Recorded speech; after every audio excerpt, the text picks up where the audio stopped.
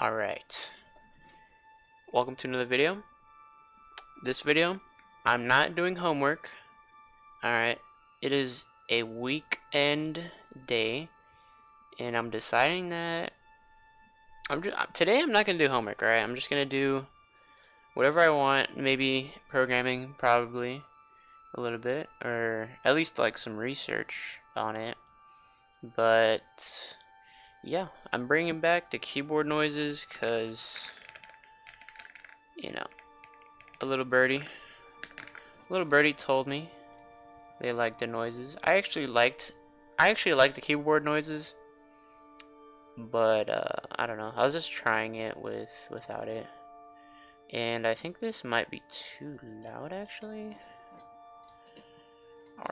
this might be too loud. Test, test, test, test, test, test, test, test. Okay, I don't know. Pretty good there. Pretty good. All right. Okay. So here I'm doing kind of whatever I want to do. Yeah, I got my comments here. What's up, guys? Bring back the keyboard. Yeah. Thank you, my friend here. Thank you. Okay, let's see what to research. Recently, or like on my phone. Wait. Yo. Look at this. What is this? Artificial intelligence for interstellar travel. That is crazy. That is kind of crazy. Let's see.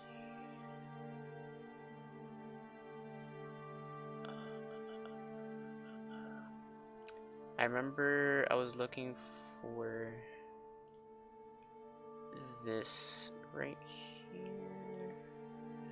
This dude, Marcus Hutter. If you don't know who this dude is, he's a professor, I think. I don't know. He does AI stuff. Alright, he's an AI guy. He did a paper on motherfucking artificial intelligence, and it's pretty cool. I like it. I like reading it. I like reading about it. And yeah.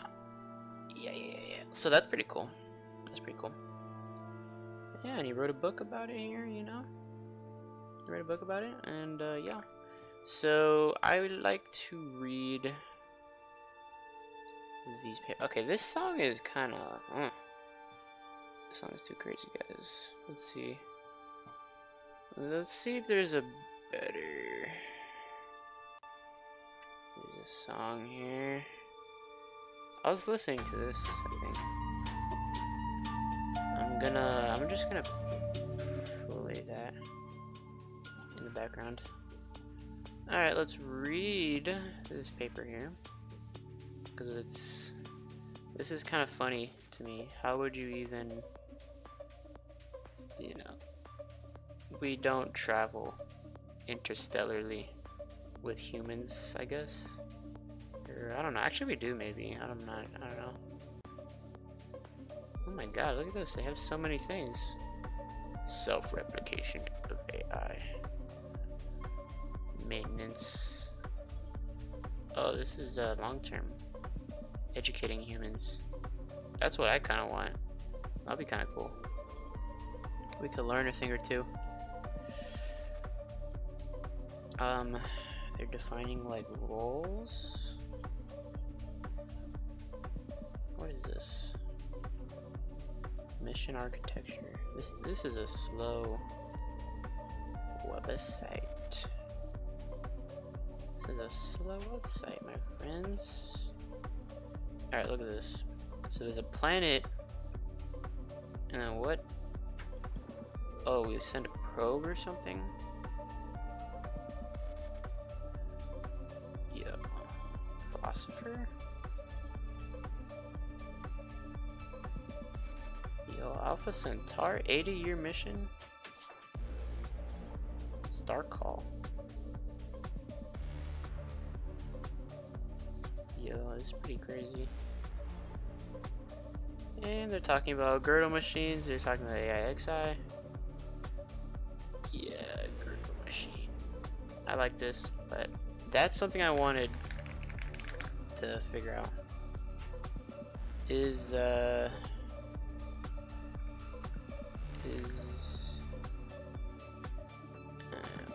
check out anything we don't need here. I like this website. I'll keep it on the side.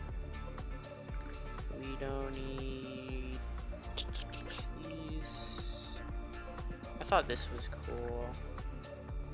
I kind of want to learn about that, but probably later. Yeah. Let's look here. Looky here. Let's get this dude here.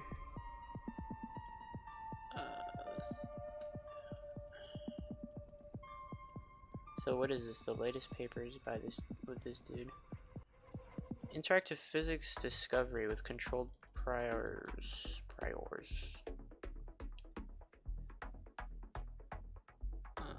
Oh yeah, I wanted to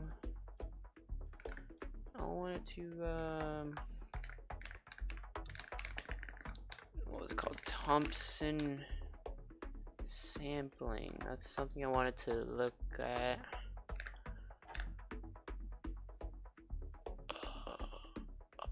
Ooh, what? Formal algorithm for transformers?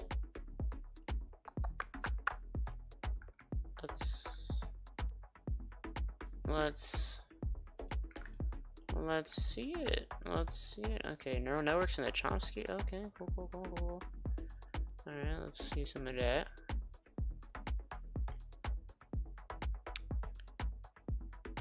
Oh.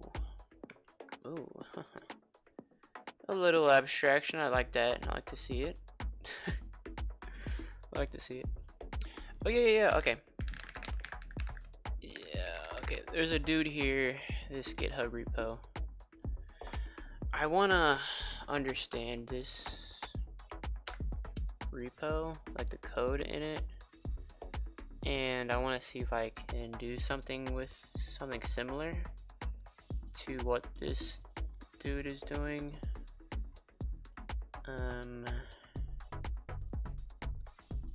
Yeah. So this is their README.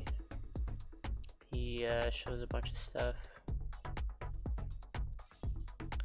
Probably gonna read that later. But yeah, let's close this. Let's see. So this is a DeepMind paper. Formal. Marcus Hutter is in DeepMind, anyways. So cool. Okay. Cool. So not results. So this is a formal thingy.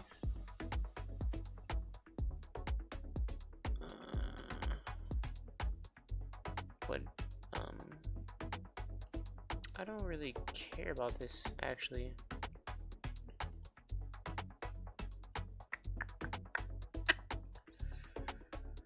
Source code versus pseudocode, interfacing. Yeah, I'm not really too into transformers. I like reading that crazy stuff. Like this, Chomsky hierarchy and the neural networks. Is this? Bro.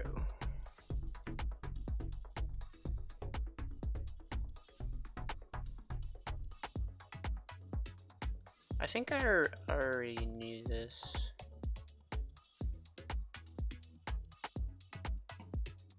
This is the main results.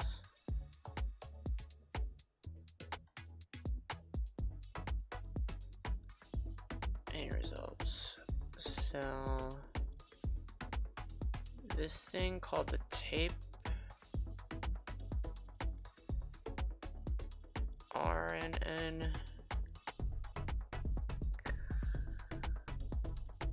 got the highest kind of results, kind of. This thing got weird. Can't even compute square root. Get the hell out of here. Well, they all did equally. Whatever. Simple modular arithmetic. The transformer can't do these things. Oh, okay, so this is a counting non-determinate controller. So solving an equation, the stack RNN did good on that. So I suppose you could just find the best of these three. Yeah. Duplicate string. Superlinear running time. I don't know what superlinear means exactly. I know it has to do with linear time. Alright, I don't really care about this. Or do I? Or do I? What's the conclusion? Let's read that goddamn conclusion. Alright, I got a little coffee too. A little coffee.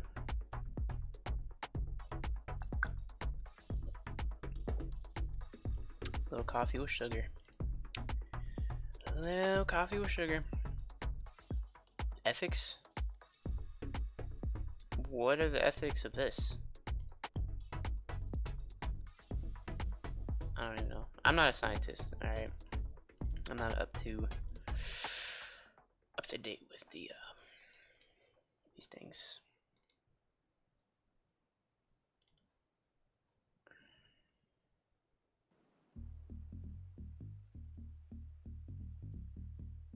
Yeah, obviously if you add memory to it, it can go up the hierarchy. Cool. That's cool. So that's something right there. And it's, what about this? What about this? Reducing planning complexity of general reinforcement learning with non-Markovian abstractions. You know what that sounds like? Freaking this thing. I have a paper for that. This one.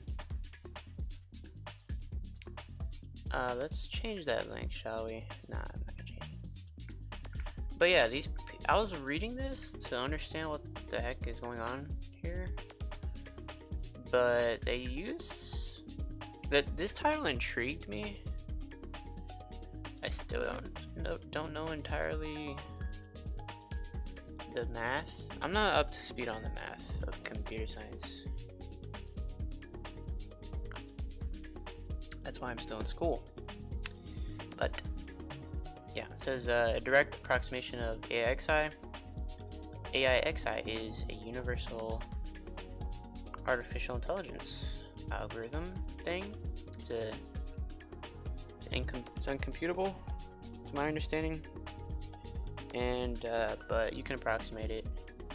And they're saying this is a direct approximation using this thing, whatever that is. Whatever that is. And there's another paper that I wanted to find, but I just forgot what it was. It was in 2022. Yeah. So logical state abstractions. Yeah, that makes sense. So I read this a while back, but now that I read this again, this kind of makes sense. They use logic and apply it to the state, obviously, I guess, and then that creates an abstraction. And abstractions usually are made to, you know, this is an abstract. The abstract is smaller, and it's supposed to be like a summary, quick summary, executive summary. So it's just like a quick thing, you know, makes computations quicker, I guess. Yeah, so yeah, they say here what AIXI is. It is the first citation. So I'm just trying to read this a little. Okay, so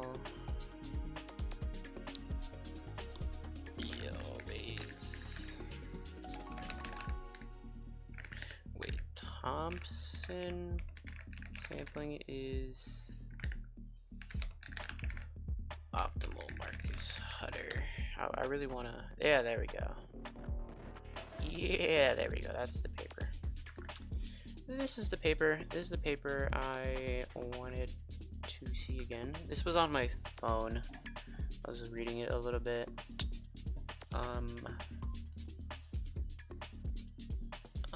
I don't really know exactly everything, right, about this, but I do know kind of what Markovian means, non-Markov, non-ergodic. I kind of know what that means, kind of, but not truly. Not truly. Partially observable, I think I know what that means, and yeah, I don't know what Thompson sampling is. Let's see this. Let's see what this is.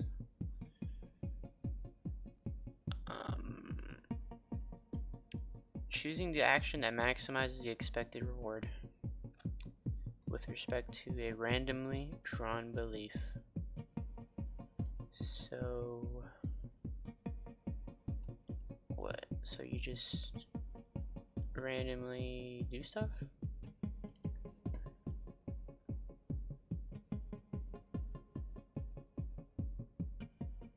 Okay.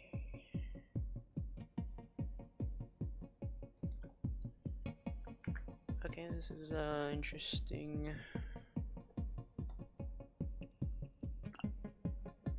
Sip of coffee. So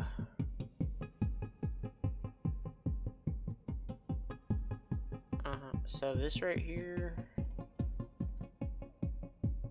I remember that they talk about recoverability, and I'm okay with that. Okay with that. Recoverability. They do something here. Oh look, here's an algorithm. Sample thing. Okay, I don't know what that. I don't know how to read that. Okay, whatever. So related to the number of state transition the agent is likely to need to plan ahead, we follow suggestion and resample at the effective horizon. Okay. So this is a monotone decreasing sequence of positive reals, and it approaches 0 as time goes to infinity. Okay. Yeah. So we define our sampling policy. This t is time. This is the sequence that decreases to, okay, approaches 0.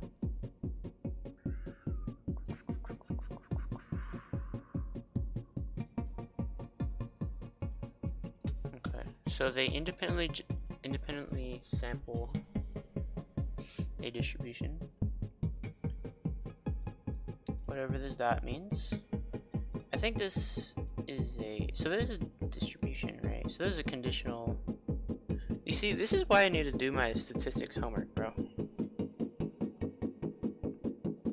This is why I gotta do. This is motivation for me to do my statistics homework, because this is cool. But yeah, so what does this even mean? So they sample this thingy P, and what is, oh, so are we choosing like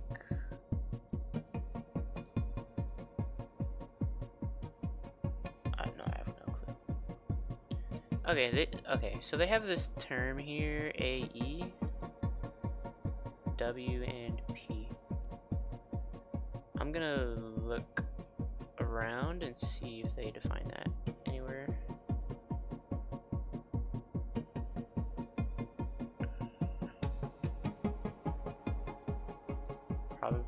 approximately correct.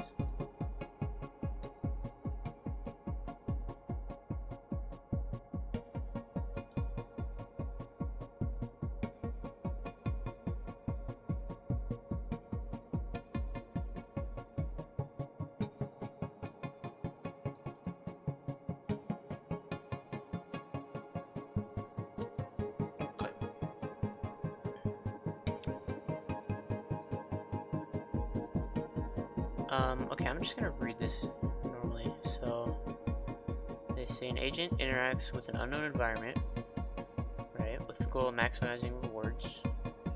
Recently, reinforcement learning has received a surge of interest, triggered by its success in applications such as simple video games. I'm gonna want to read that. Right there. So what is this? Human level control through deep reinforcement. Later. I'm gonna read that later, but whatever. So, however, theory is lagging behind application, and most theoretical analysis has been done in the Bandit framework and for Markov decision processes. Yeah, I've kind of seen that. Yeah.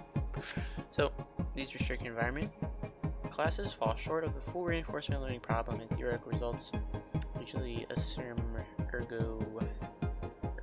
ergosity. They assumed that too, right? They assumed it.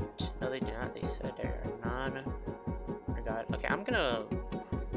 What is this problem? What does this mean? Given sufficient time, they will include all points. Oh. So that means they'll fully explore the space eventually. But if it's non-ergodic, there's a chance it will not explore the full space. So yeah, that makes sense.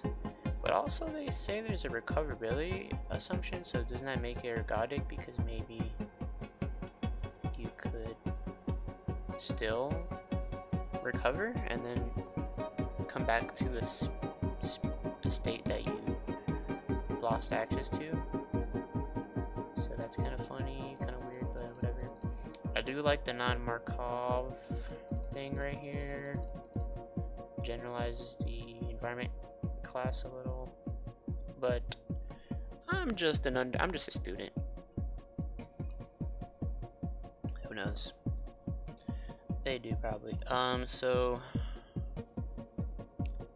yeah, and visiting every state infinitely often. What? That's crazy.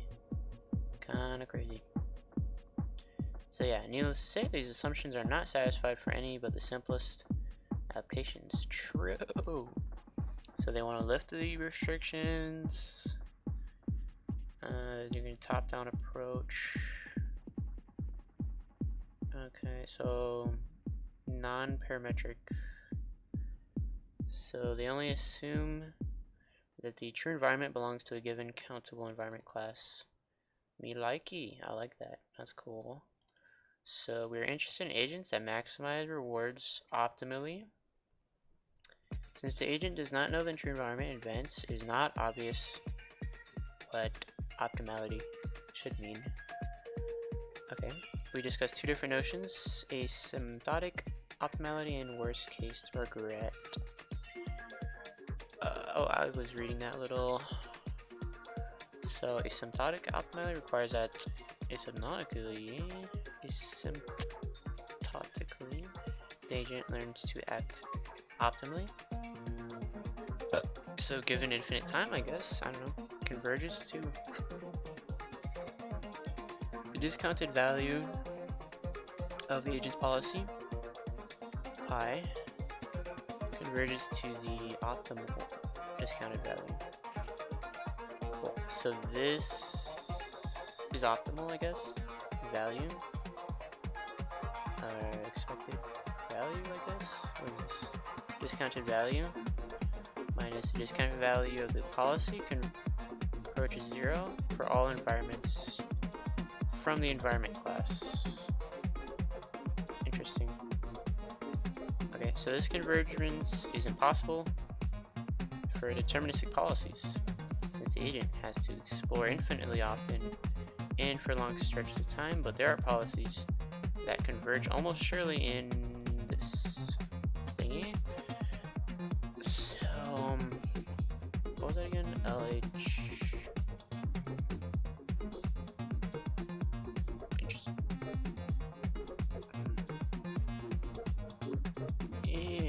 Interesting. Okay. That's interesting. So Bayes optimal agents are generally not asymptotically optimal. Okay. However, asymptotically optimality can be achieved through an expiration component on top of a Bayes optimal agent, or through optimism. That's interesting. What? They analyze optimism. So Bayes optimality does not mean that you will converge to the optimal solution. The discounted value of your policy does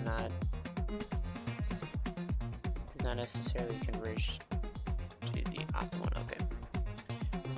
So yeah, this is in mean is essentially a weaker variant of probably approximately correct. I don't know about this. I've heard about this, or I've read it,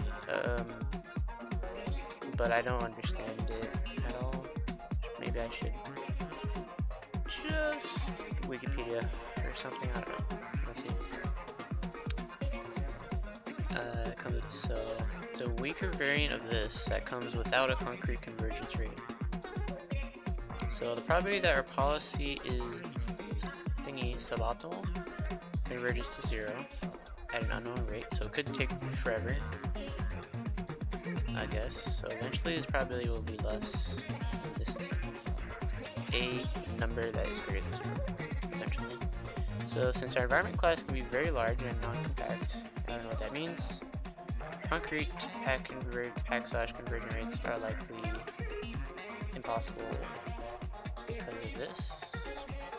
What is their environment class?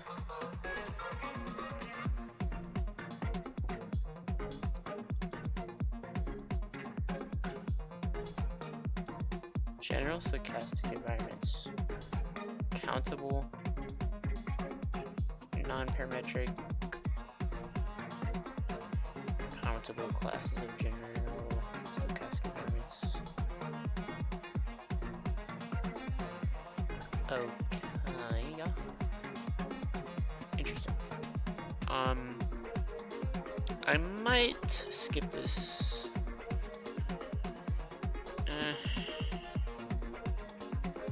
So they're saying regret is how many. Dude, I can't unselect. Unselect up here. It was annoying. Alright, so regret is how many expected rewards the agent forfeits by not following the best informed policy. Okay. So different problem classes have different regret rates depending on the structure and the difficulty of the problem class. Multi-armed bandits provide a problem-independent worst-case regret bound of this square root kt, where k is the number of arms and t is something. I don't know, but whatever. Time, that's time. Yeah, duh. So what, as time increases the regret goes up? What is this, worst case? Yeah, or worst case square root. Alright, that's cool. So where k is the number of arms, and Markov decision process did a lower bound.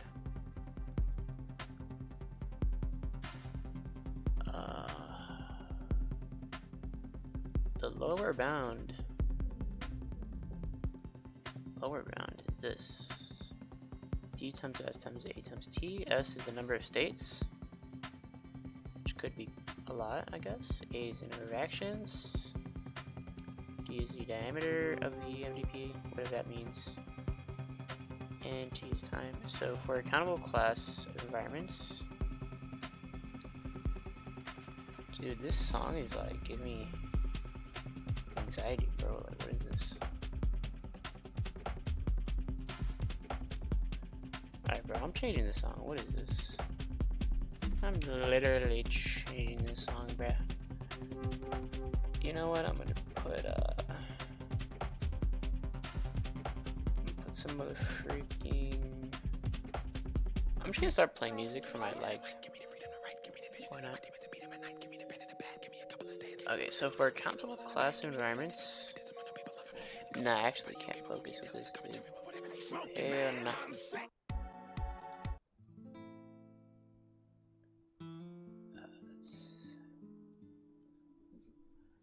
Is there another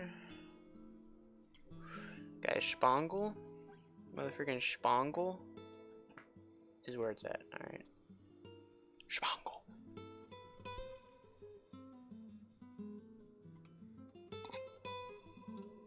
Goddamn. Okay. Okay, so for accountable class environments given by state representation functions that map histories to MDP states. A regret of this is achievable, assuming the resulting MDP is weakly communicated. So yeah, I don't really understand this sentence. Too many unknowns for me. I don't know what the state representation functions are. I don't know. This symbol regret thing here. I don't know what weakly communicating means. I'm not gonna find out. So a problem class is considered learnable if there's an algorithm that has sublinear. Oh. See, I'm learning definitions. So a problem class is considered learnable if there is an algorithm that has a sublinear regret guarantee. So that makes sense. So you would, over time, so regret is the reward that you were forfeiting by not following the best policy. And we want that to go down. So if the regret is linear, that means it increases, right? I guess. Increases with time. We want it to go down with time. Let's see about that. Sublinear. Does that mean what I think it means? Like, is log linear, sublinear? Let's see some examples. Wikipedia. Oh my god, what again? What? Wait, the identity function is an example of sub. What is all this?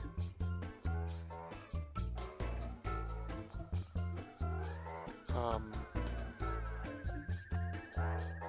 I don't know.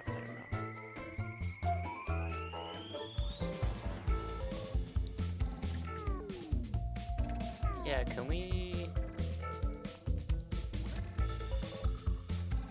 Oh my god, is there? Can I just get some examples? Like,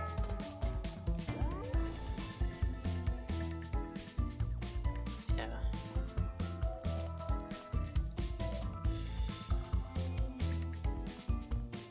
Oh, okay. So sublinear means it grows slower than linear. So logarithm is definitely. This is probably sublinear, right? This one, square root.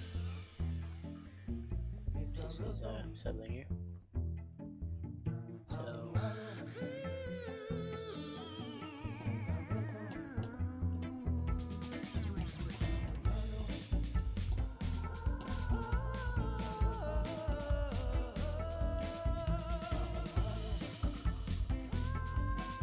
So this one is sublinear.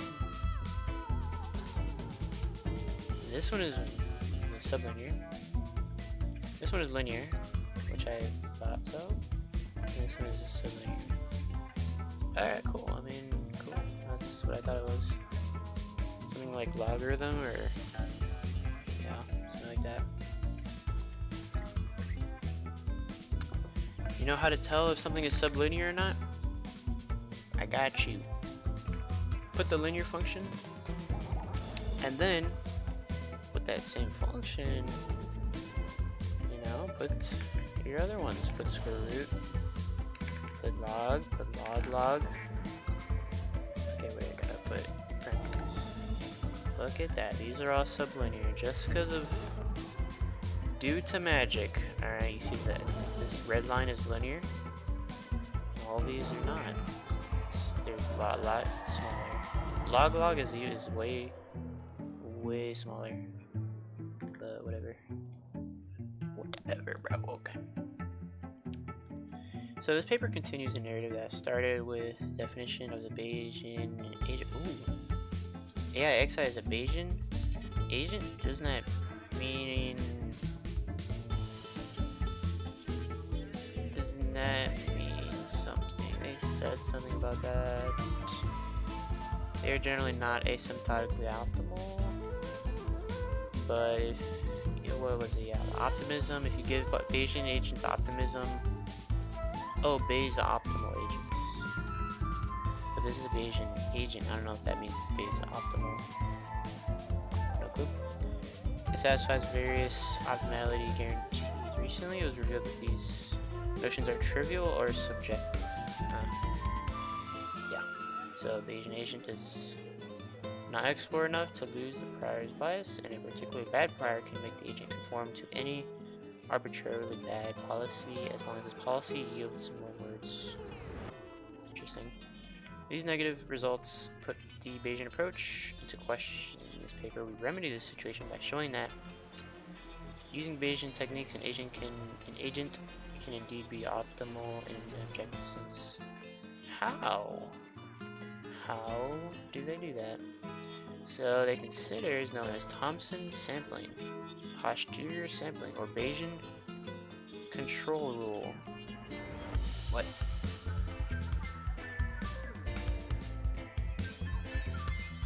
So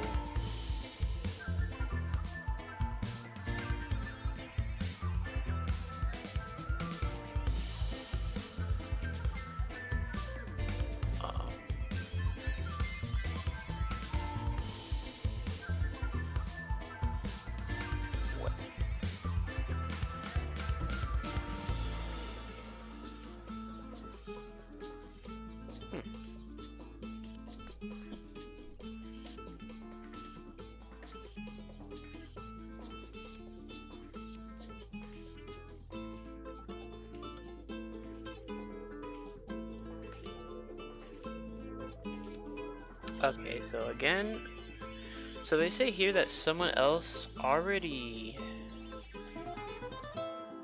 tried Thompson general reinforcement learning Thompson sampling, but they had something here. It converged to optimal policy, almost surely. Cool. But it required finite environment class. I don't know if that's a bad thing.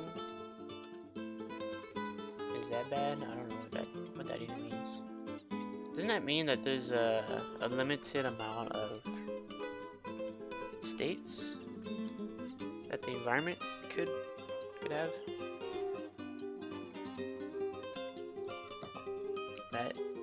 That's alright. That is alright. So, and they say also there's something for, they would assume something similar to ergodicity and the similarity of environments. Okay. So I guess they just had more assumptions, and then here in this paper they were able to take out these assumptions and only have this recoverability assumption. Yeah, for our regret bound. So they get sublinear regret, right? Because that's what they were talking about.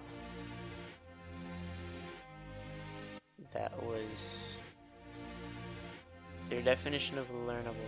A problem class would be learnable if they can get sublinear regret. And yeah, so recoverability. Oh, can I appendix A? Ah, there we go, appendix A, there we go, it has everything I needed. Alright, let's read about this. Okay. Lots of stuff here is optional. Policy is the value of the policy. Some numbers is the current time step. Natural numbers. Set of all probability distribution. Set of all finite strings over alphabet X. Set of all infinite strings of the alphabet. The finite set of possible actions. The finite set of possible percepts. The actions percepts. This is a percept in a certain time. There's an action in a certain time. This is a word at a certain time. And this is the history up to t-1 time. Excuse me. Excuse. Okay, so this is the history of length 0. What? So it's empty. This is a small positive real number. These look so. This is gonna trip me up. Look at this. This one looks like this one. Looks like this one. Okay, well, whatever. The discount function. There's a discount function. There's a normalization. There is this thing, effective horizon, which is a small positive real number. Defined in 1. What is that?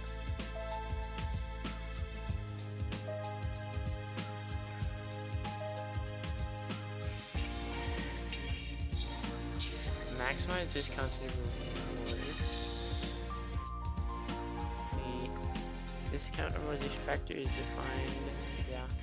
The effective horizon is a horizon that is long enough to encompass all but a small real number of the discount functions mass. I still don't know exactly what that means, but okay. You're getting a small thingy there. Discounted function. So effective horizon is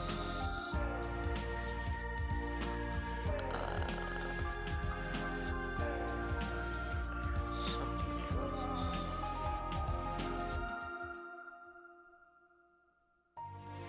Oh, okay. So this is defined as the sum of all the discount. And as it goes to infinity, it's... Oh, they add up to be less than infinity. So they decrease. Okay, so they decrease as you increase the time. Okay, that is the discount function. This starts at time t goes to infinity, adds up all the discount thingies, and the effective horizon only includes a certain small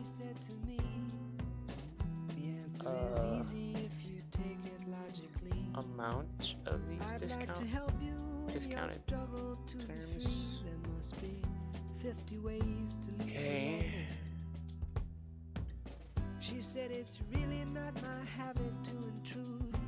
Furthermore, I hope my meaning won't be lost. so they have a history. It's an element of this set of strings, which is the set of actions and the set of percepts and a finite amount of them. And use a here to mean a certain pair of elements to denote one interaction cycle, and this is to denote a history. They treat actions, percepts, and histories both as outcomes and as random variables. This is why I need to learn statistics. A policy is a function that you get a string of history, and then it gives you the set of probability distributions for the actions, mapping a history to a distribution of the actions taken after seeing the history. Okay, so you see the history, and then it'll give you probability distribution for the actions. Okay, so the probability of an action is denoted here. Oh, really? Okay. So the probability of this action given history. Yeah. So an environment is a function where you have a history and you have another action, and then you have a probability distribution set for percept thing. Yeah, so the probability of a percept is here. So you have the probability of this percept given the history before and the time, the action at this time. Right, that's cool, that's very general. Okay, so policy and environment generate probability measure. This is where it gets kind of weird. Okay, so they generate probability measure over infinite histories defined by its values on the cylinder sets. Don't know what that is, but I might skip this part, but this is something. What is it? The probability they said? Probability measure. This history happening with this policy in this environment is equal to multiplying from 1 to t minus 1 all the actions here times the percepts. Percept here, here.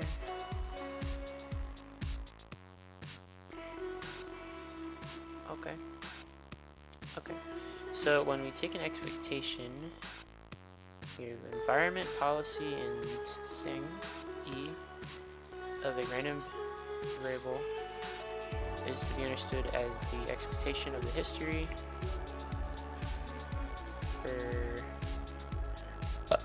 for a fixed time step drawn from this probability measure over infinite histories.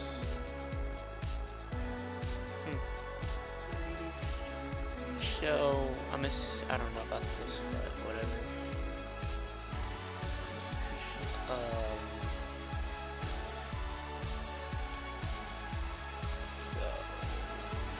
What is this exactly? A random variable. Okay, so I don't really know about random variables too well, but I'm gonna just, I'm gonna cruise by this a little bit. Cruise by all this mathematics. I'm not very technical. My knowledge of this math is a little lacking, but yeah. Okay. So Thompson sampling is asymptotically optimal. So the percept at time t is a monotone decreasing c. Nope, that's... Isn't that the small number? Yeah, that's the small number. So it converges to 0. Right. And... Okay, what is this one? What is that one? I gotta look for that one. What is that symbol? I don't think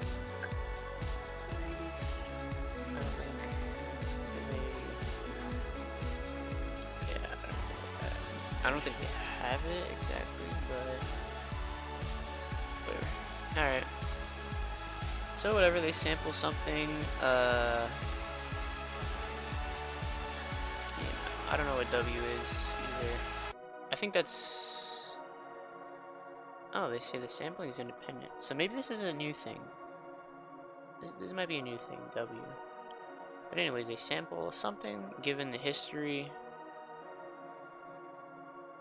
What do they say? I don't know. They don't care about this, I guess. They just get. Given the history, what do they actually? This is. I think this is entirely new. They just. Yeah, this is. So they said this is independent from everything. So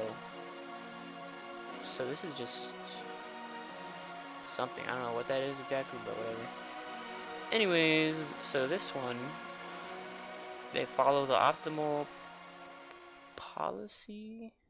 How do you just decide to follow the optimal policy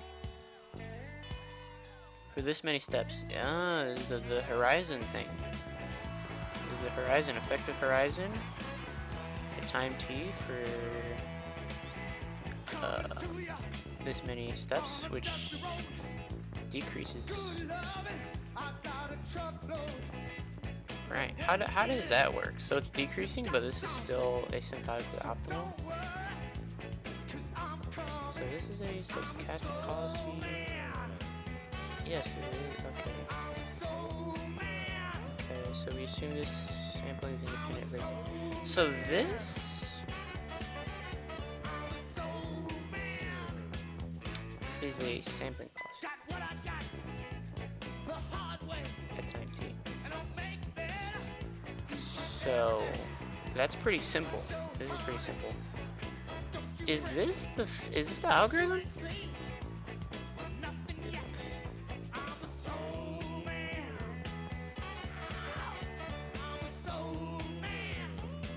What? That's great. That's kind of crazy.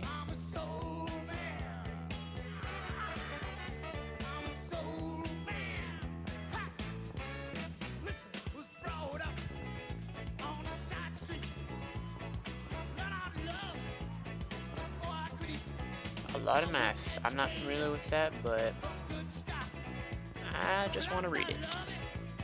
You know, the reason I like reading this is because eventually I just want to implement this myself, maybe in Python or something, and just, I don't know, just go crazy with this, just do some, like some environment stuff. Okay, so Thompson sampling.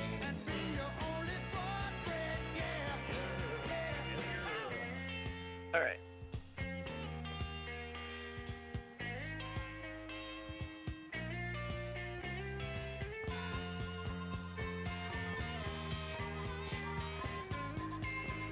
Okay.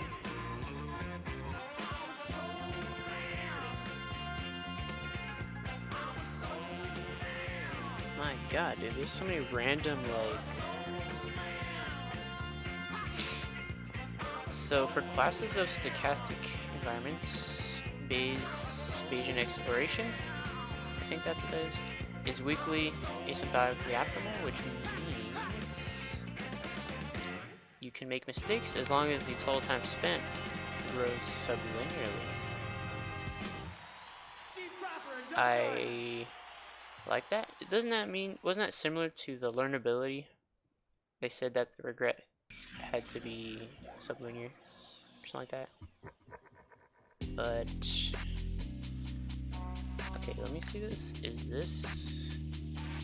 I want to make sure that fit. Sublinear. So if you have a countable class of deterministic environments, you can use an MDL agent, whatever that means, that explores through burst random walks. I'm gonna, what is that, LH11? I think I already opened that somewhere. Let's start, it's this paper.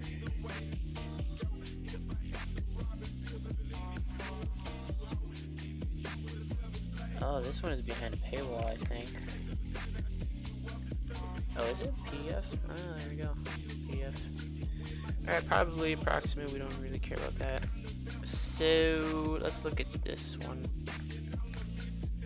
Looky. So, they talk about agents.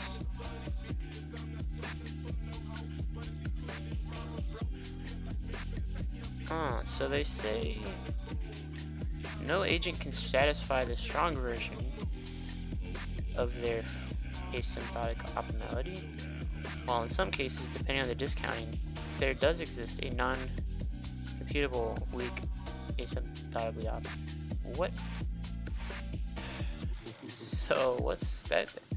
That makes me think there's like no hope, because so there's no agent that satisfies the strong version of this optimality, and there is a weak one, but it's non-computable. So very nice. So it's like a lose-lose almost. Like what do we even have? Okay, so I want to look at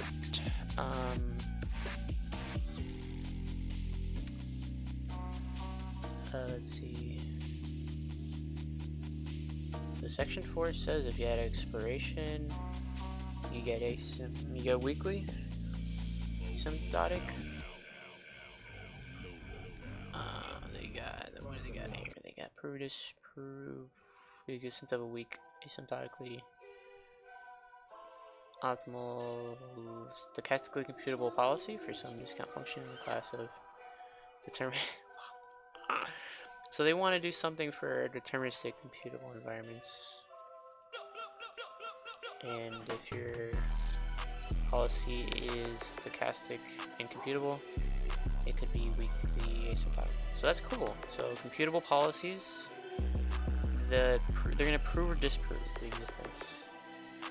So I guess that's up in the air. But I mean, we are reading this. Okay, let's see. So they say, so for classes of stochastic environments, it is weakly Bayesian expression is weakly what is this, lat 13? Is that this one? I don't know. I don't think it's this one, right? This one?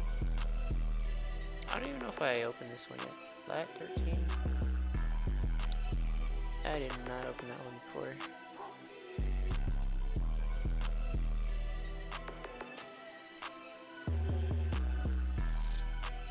Oh my lordy, that's a big, it's a chunky PDF file.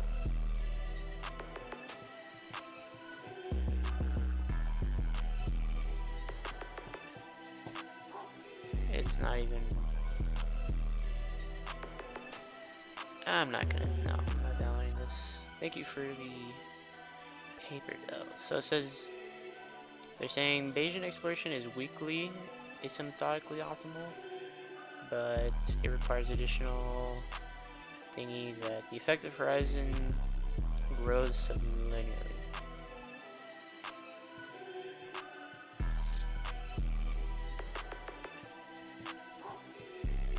So they're saying that the Thompson sampling thing here does not require the horizon to grow sublinearly. Okay, that's cool, I guess. So weak optimality and asymptotic optimality are incomparable because the notions of convergence are incomparable. Oh my god, I don't know about this.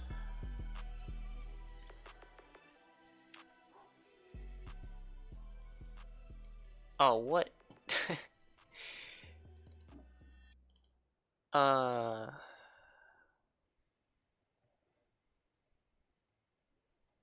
What exactly does this paper give us?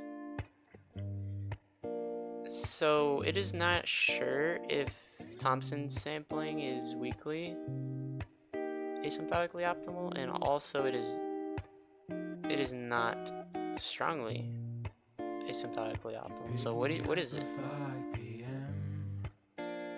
Sometimes you left me there by myself. Wait, what? So they say that strong optimality can be achieved with Thompson sampling by resampling at every time step. They expect this, but they don't. But don't they say over here that it is not? Don't go too fast, and I know you did everything you could. What is this? Is this? Was I ungrateful all my life? Okay, so they work out that we cannot get almost sure convergence using this Thompson sampling. But they say we expect that strong optimality can be achieved by resampling at every time step. What is the...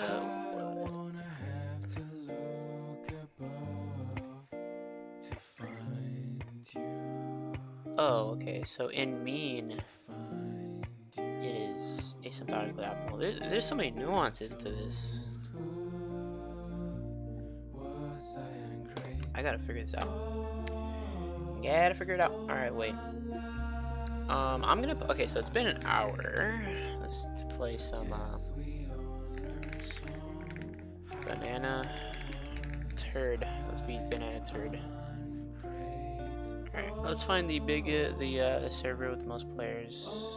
Labyrinth has the most, but I do not like Labyrinth, so we're not gonna play that. We're gonna play this instead. Oh my god, it's this one. I played this map before. Alright, so what are we gonna do? What are we gonna do? What's happening here? We gotta pick something that is a good class. A good class. Maybe we could try. Excuse me. We could try. Oh. What are we gonna try? Oh, I want to try this. Let's see here. Let us try this one. We're gonna have the mech.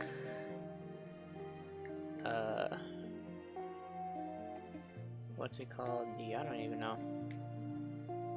We're just gonna try this out. Oh, let's see here.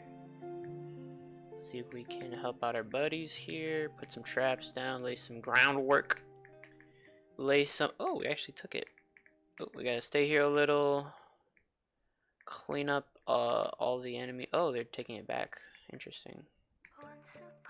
They're taking it back. Oh, we might be. Oh, they're reaching me. Uh oh, that guy just. That guy just. Oh, okay. We got that. Okay, I see this. I see that. I think I have to do something else. I change my strategy here. Let's do this. So 0 health. Alright. And I'm gonna maximize my bullets. Alright, I'm gonna maximize my bullets. You know what, guys? I have an idea. Alright. What if I move this somewhere else? Maybe here. So you can see what I'm doing. Maybe like here. So you can see the my build. Also, my face kinda covers. I don't know. Let's keep it there. This? Yeah. Let's keep that. Whatever. Just keep it.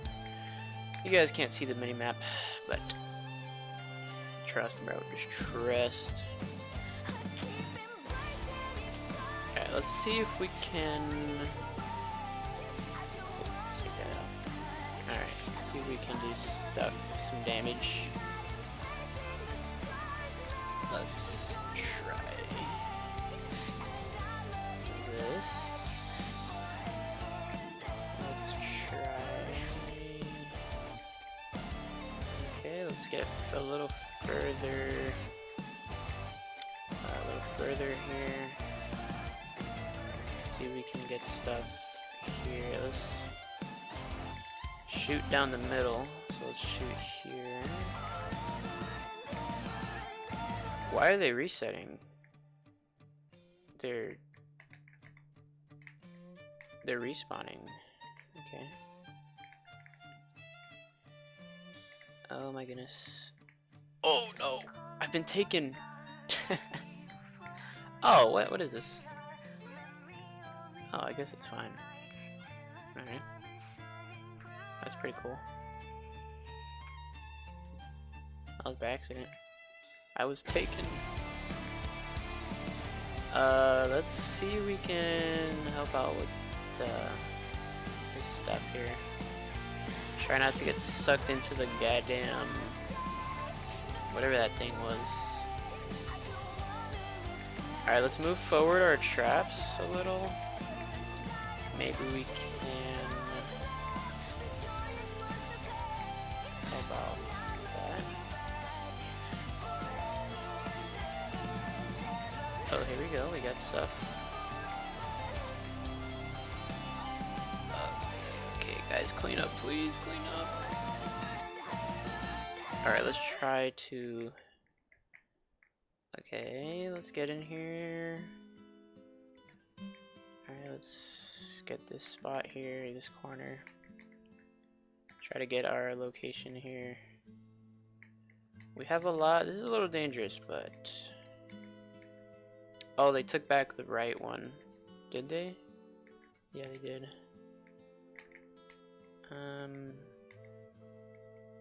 What do we do now? I don't know what to do. Oh, lordy. Okay, let's just keep doing this. Keep building up a little thing here. I guess I'm gonna wait for... I'm just gonna wait. I don't know what to do here. Oh, oh, this isn't good. They're taking over. They took the top one.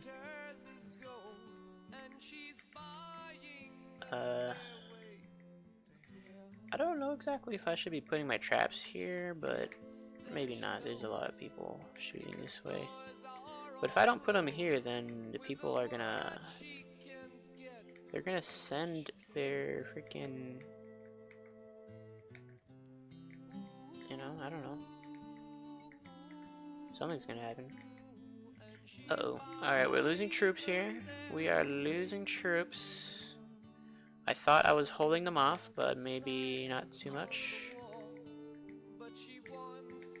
You guys, please don't get shot by the Leviathans. Please. Alright, let's put this right in the middle. How about that? Right in the middle. That's gonna be my thingy. I'm gonna try to use my bullets too.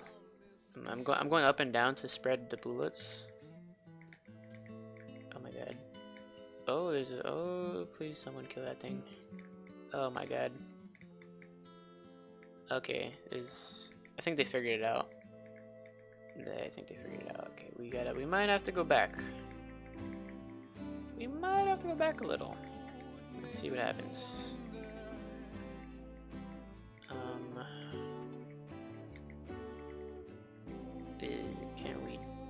Can we...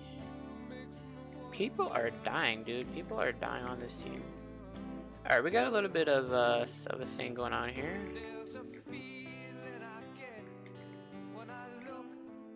Okay. I think the maximum... Bro, like... Oh, our team... Oh, okay, our team has arrived. Backup is here, my friends. Backup is here. Alright, let's try to attack now. Oh, I'm gonna... No. Okay, what is a good, What's a good tank for this? Come on, I want to try the, this one. Do that. Okay. Alright, let's get max health. I wish I got some speed upgrade, but I know I wasted it. Okay.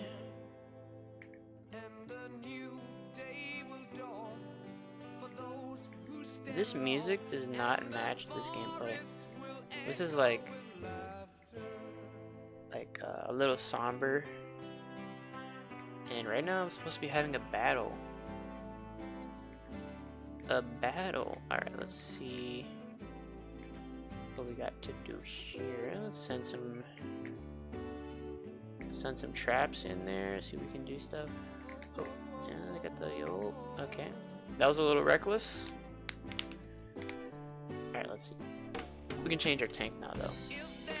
Let's see. I'm gonna do the blockade. How about that? Maximum speed blockade. I mean maximum bullet speed for maximum damage. Alright, let's see. Not maximum speed. I put max reload. You know, here's the loadout. Alright, I just pressed M. 4, 5, 6, 7, and then 3. Okay, let's see. We can. Okay, we got stuff going on here. Let's see if we can. Let's get this dude.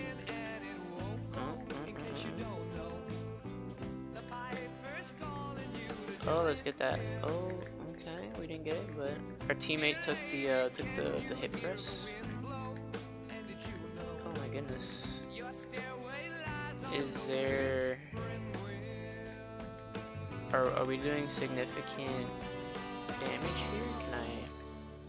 You know what? I'm gonna be as far as I can, so both travel as fast as possible, and then I'm just gonna put all my traps there and like see what happens. I don't think it's gonna be too good. Oh my goodness! Come on, don't die on me! Don't die on me! All right, what if I put them down here, so as to block all the stuff going on here? This could be good, like I'm protecting, oh. I thought I was safe from that, because it killed my teammate.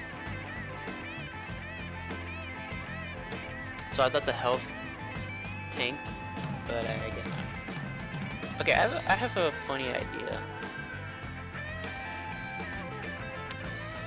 What if... Which one is it? It's this one, right? Yeah. Alright, let's do that. And then, okay. What I'm gonna try is shooting these into their base and then like from the bottom and seeing if my traps will like attack them. Let's see here. Alright, we are facing a motor gunner, whatever it's called.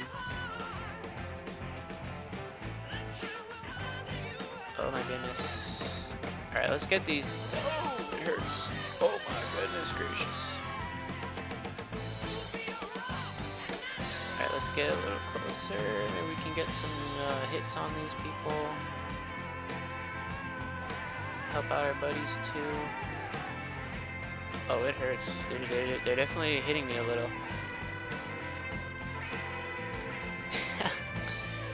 I don't know. I don't really know what the future of this attack is, cause I'm just kind of getting the bottom, but my traps aren't really like doing what I wanted them to do, which was to shoot at them, and they kind of are, but they're not able. They're not really getting that close. Take a pill and go to sleep. Oh my god, dude, this song, no. I'm changing chasing this. witches in the street. There we go. The song is too sad for this, dude. Oh, something's happening. Alright, let's see. Can we do, oh, we did it. Yes, sir, we did it actually. Yeah, GG's. GG's. That guy killed me.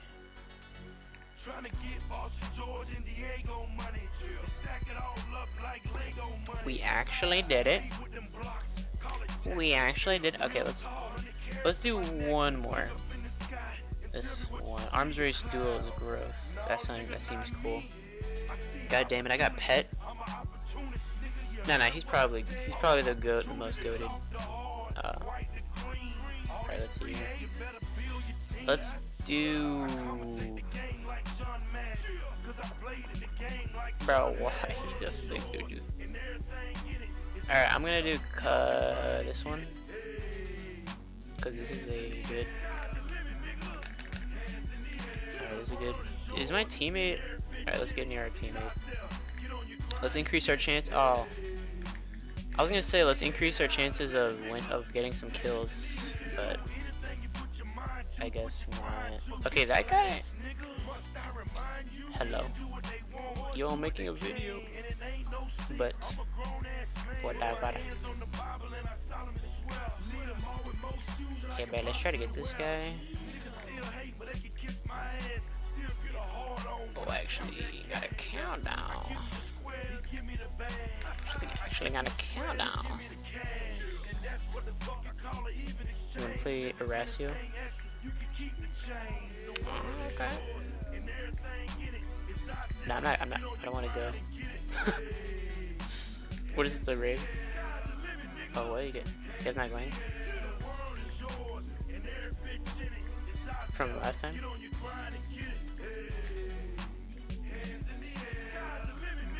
Okay, be careful, you know. Be careful. Okay. Okay. Do it. Yeah, damn.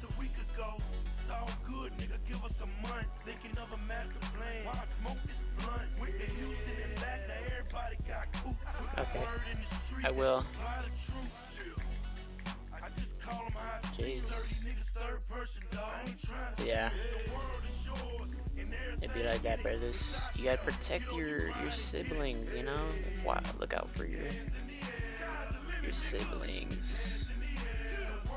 Alright, let's see. Okay, we are getting kinda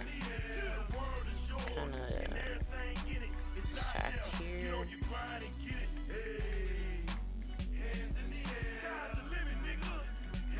Alright, I'm just gonna do this because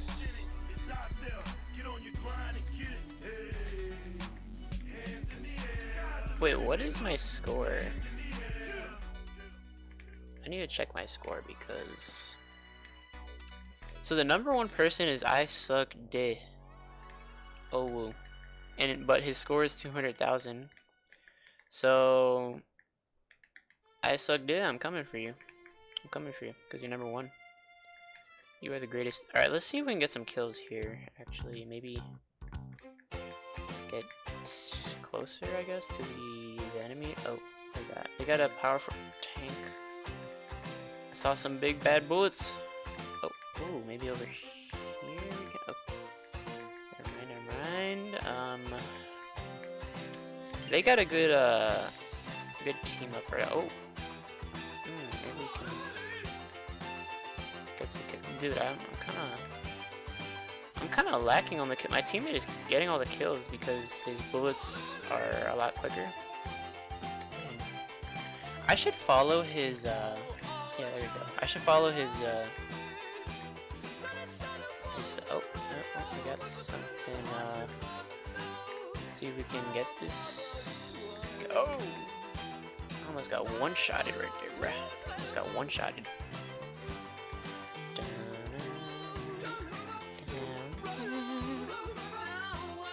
Okay. Guys, I'd rather play Ratio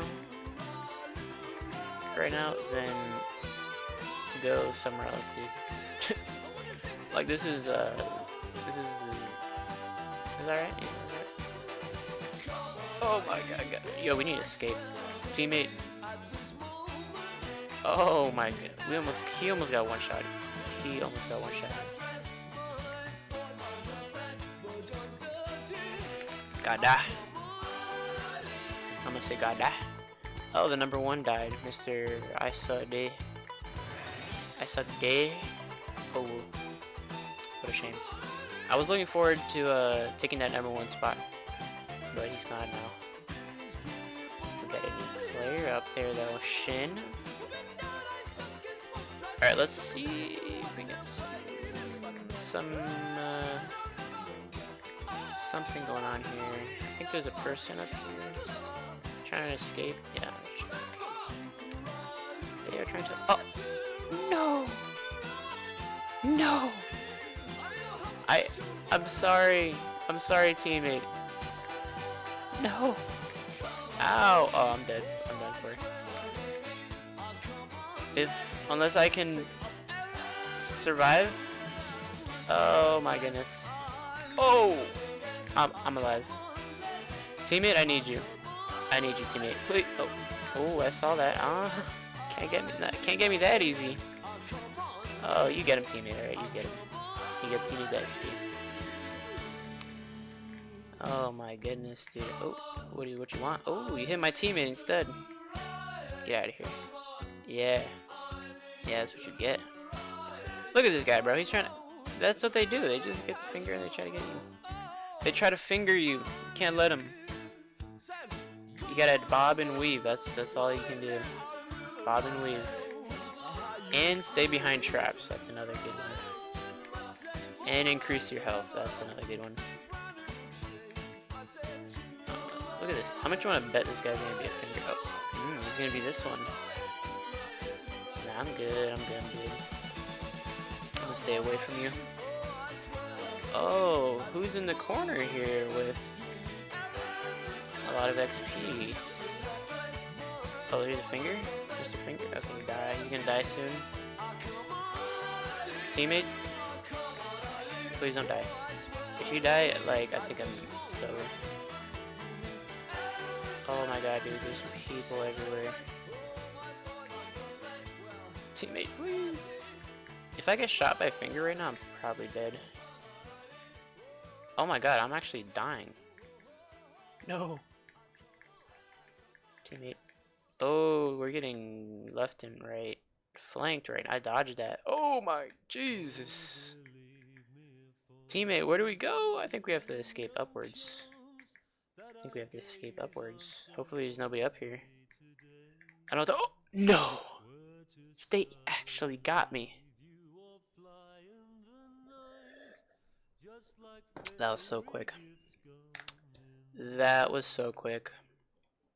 Alright. Okay, here's what I'm gonna do. I think I've read enough theory. The last thing I'm gonna do. Alright. The last thing I'm gonna do is I'm gonna look at this. Bro, I love this song. This song is so far.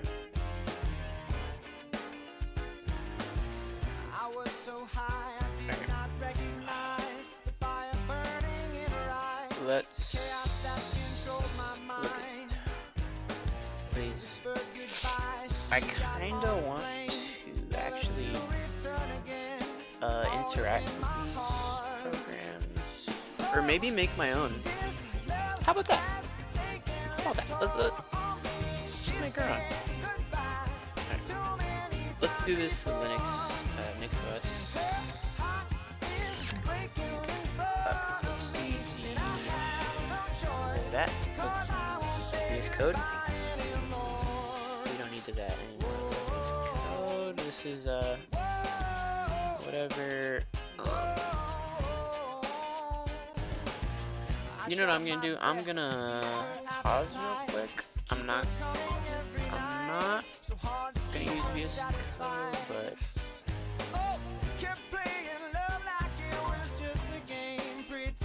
alright, yeah, I'm gonna pause this. Ready? Oh, that's not good. Alright, I'm back. So I'm back. I have a Linux thing booted up here, and yeah. So let's make a thing. Let's call this AIT. Let's make our own AIT. Let's call it AIT David. Or something.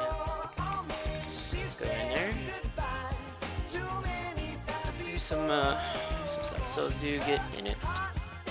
Alright, let's make a git repo. Some programming is afoot here. Let's do that. Let's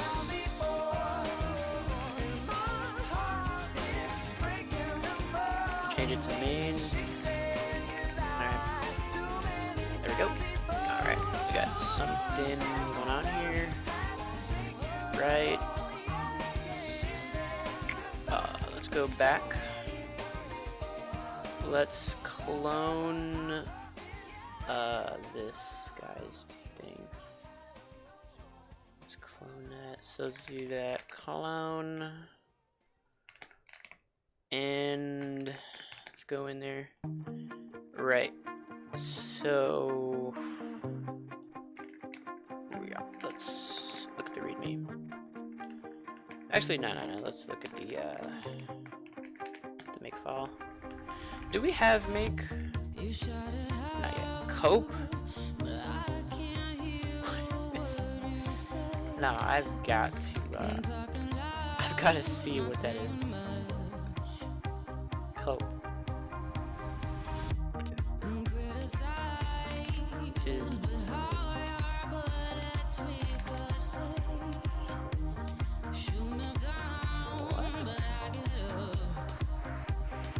Why did they put cope? I don't know what that is. I'm gonna.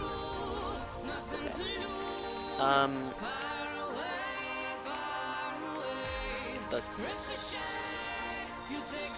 I don't know what to.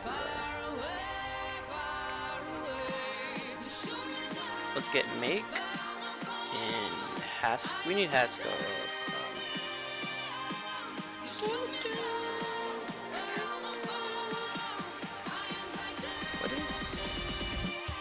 Cat to make file. I said cat to make file. So GHC, let's try that and let's get that going. So we need GHC and make. And do we have GCC as well? Is that a thingy? Do we have CC? Let's get it.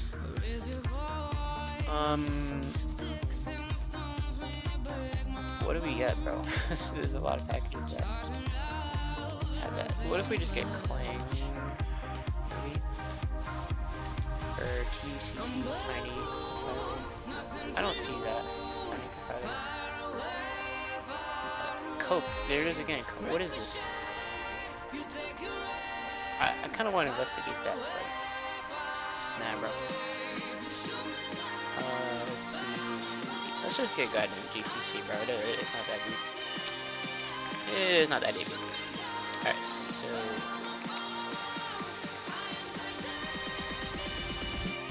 that's that, right? GCC. Yeah. Mimic. Let's get these three. Okay.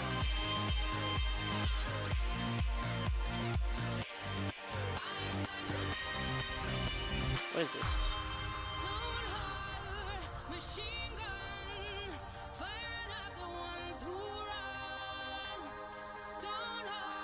is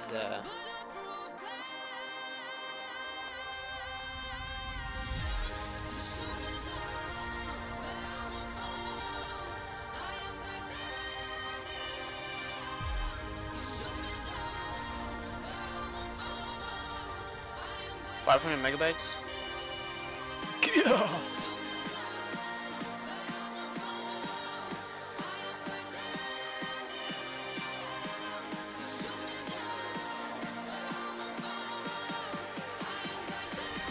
So I guess GHC is pretty big then. So we have that. We have make. Oh, let's just run make.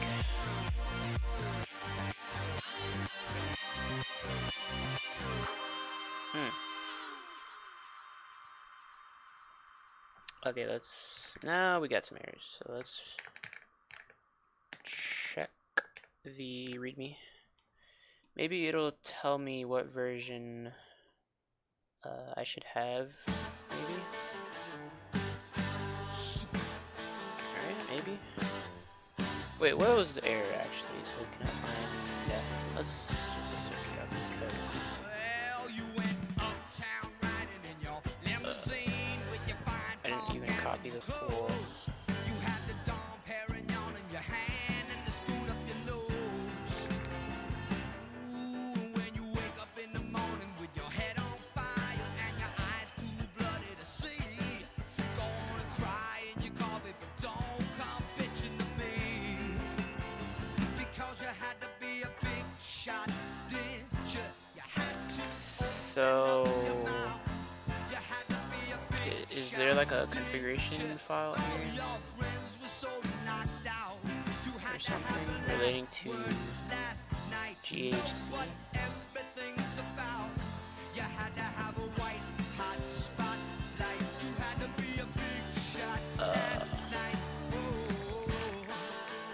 Let's read the make file, and maybe there's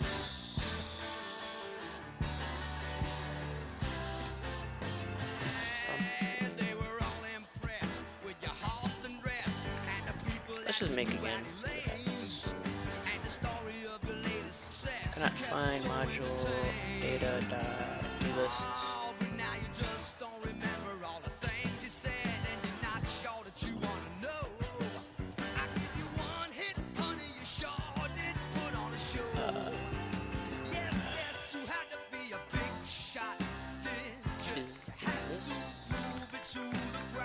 A thing that is that I can get. How do I get? Oh, it's a package. Oh my god, they even talk about stuff. Okay. D-list. Okay, so how do you install?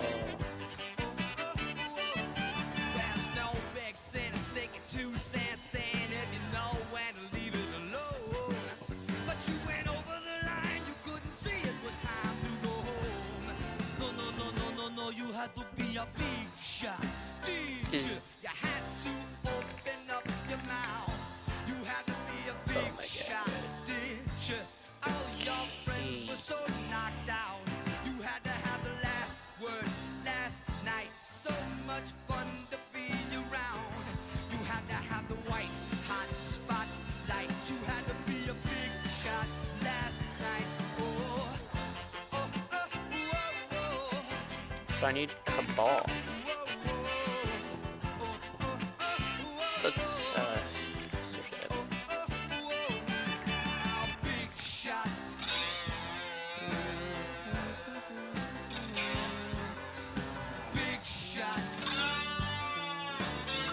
Pasco for Nyx. It's a thing. What? Oh, there's a thingy here.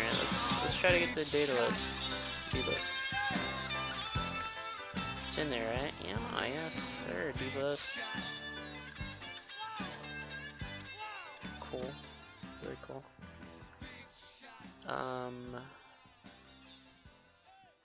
Cool. Okay. So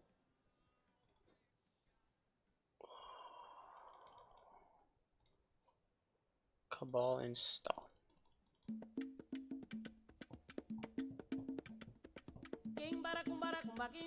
Yo, this song is so fire.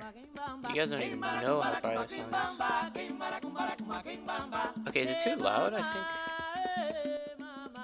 Or is my voice too low? Okay, maybe that is good.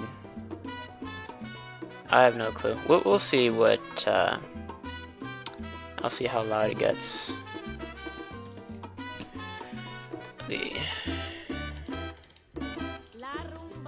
La rumba. Oh. Haskell packages. So they have a. Oh. How do you?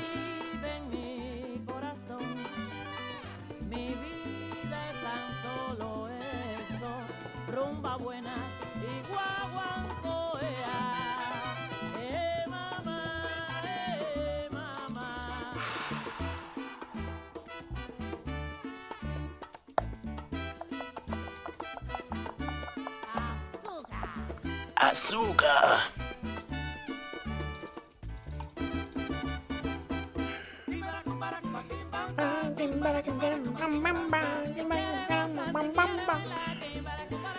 So, how to? This is what I want. This is what I want. Oh, I gotta provide a thing.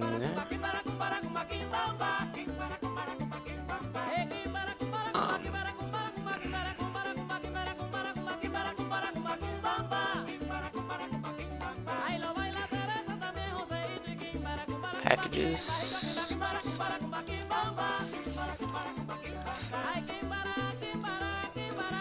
Alright, let's. Actually, I'm gonna put my phone real quick on.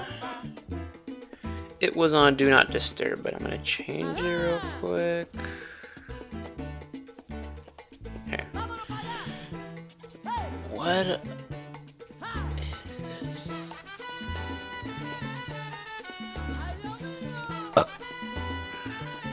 this? I am you. Alright, let's search up this.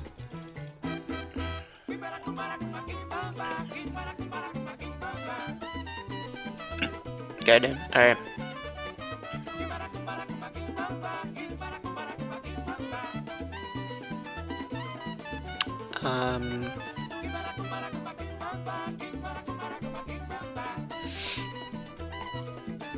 Let's go back.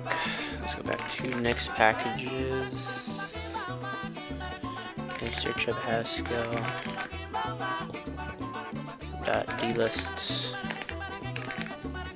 It is there. Look at that. So,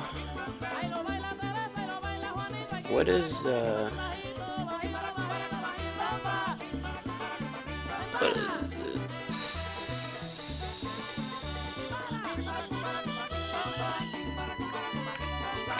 Alright, let's get out of this shell.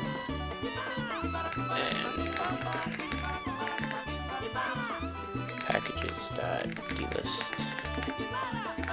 Hopefully that'll just magically work. I don't know if it will, but let's see. Yeah, I was guessing it wasn't gonna work. Cause how do you connect these two? They do this thing here. Mix in env. I don't want to do that. I want to do this shell.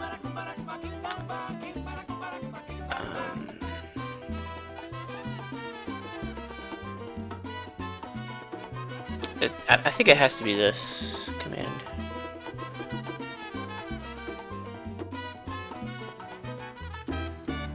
Okay, let's bring that in. Let's bring that in. So let's take out GHC. Let's put this one. Haskell packages dot elist. That might work. It might work. It's not. Okay. Yeah, I did mean Haskell packages. Right? Did I mean Haskell? No clue. But let's put that.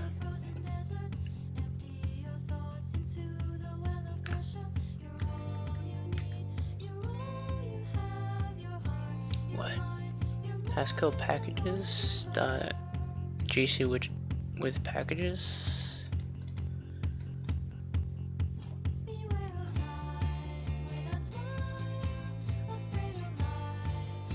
Oh, this is not what I want.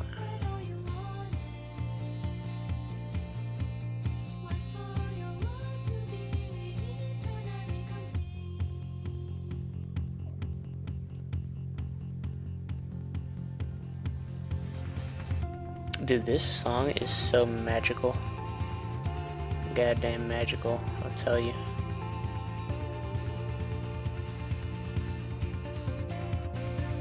So this only... So what is MTL? I don't know, but... Oh, that's like a native library, probably.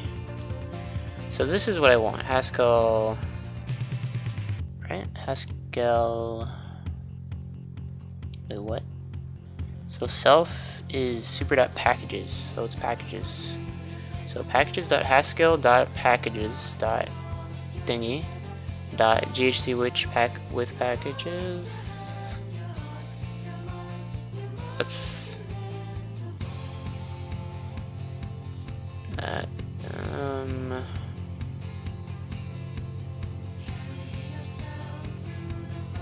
Oh, how about this? Can I do that? Is that what I did before the first time? Oh. Oh. Make. Oh, there we go. There we go. There we go. Alright. So this is the command we need. So I got GCC, gonna make, and this thingy here. I'm probably gonna.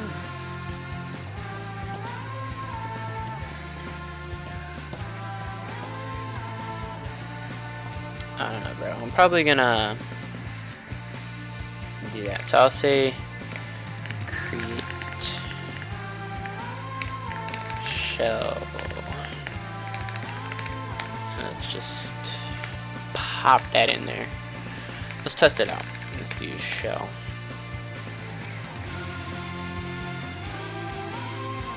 Make clean all.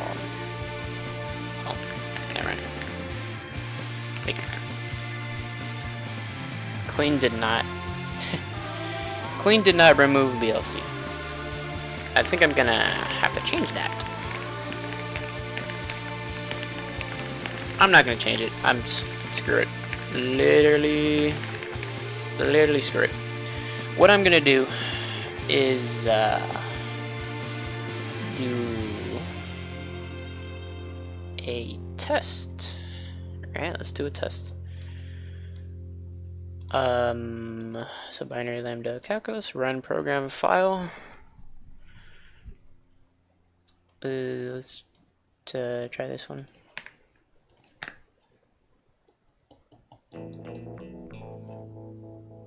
ID lam does not exist. Well, I know it doesn't exist. Not yet. Not yet, at least. It's in Rosetta, I think. Right?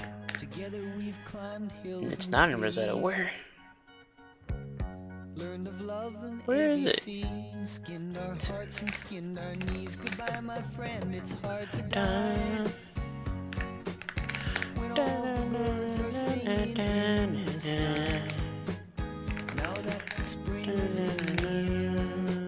It's in Misc. Of course it's in Misc. Alright, let's see. There. Boom. Oh, it's okay, never mind. Wait. Boom. Why? Character is not 1 or 0. Call stack. What?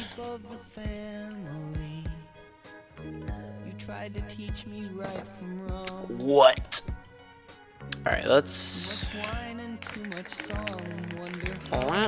look at the make file again. Let's do this. Make test. Let's do the oh, come on. I need Python to do the I'm not gonna do it. I'm gonna do it manually. Look at this. Let's run this right there. These are not found, of course. Magically, wonderfully, they are not found. I wonder where they are. Let's find them. Where are you guys at? Primes. It's in here. Right? Okay. So, Primes.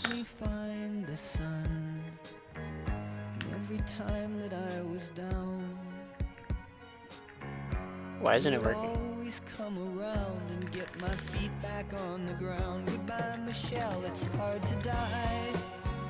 Primes.blc. It's not primes.blc. It's primes.lam. Lam.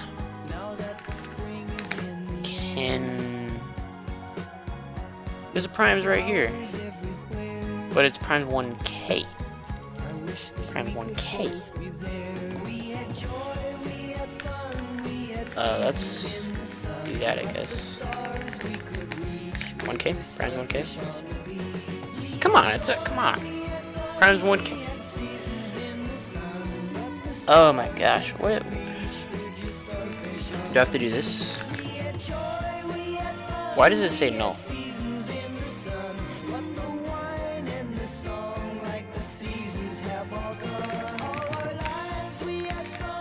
There has to be a reason for this. Such monstrosity. So we put B, it says bit mode. And, let's put H, shall we? Let's put H. Let's get the help out of here. Let's get the help out of there. Let's do this. Great, that's the help.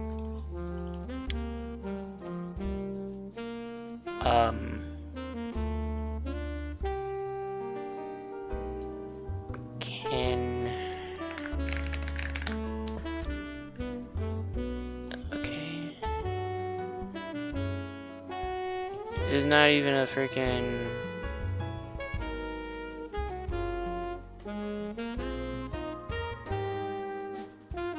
Oh. Oh, I think I'm supposed to... Yeah, okay. My bad.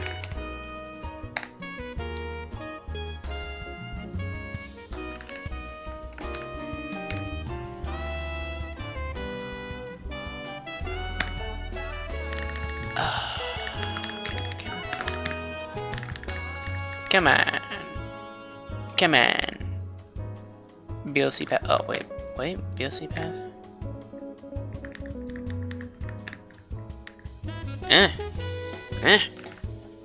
There we go. Now it's working. Alright. Okay, let's look at some stuff. So, primes and take primes and take. Yeah, so let's do this. Primes.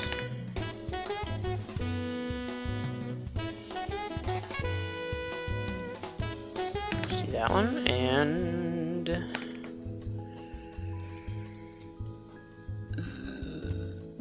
that one. which it okay. Why? No, let's use the bit representation. Are you kidding me? Well, of course it doesn't exist. It's a .lam.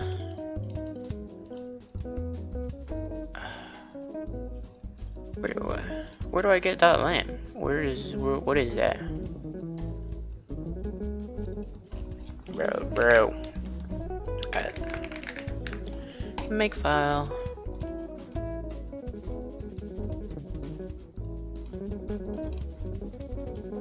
So is this supposed to fail? Because they did something else here. And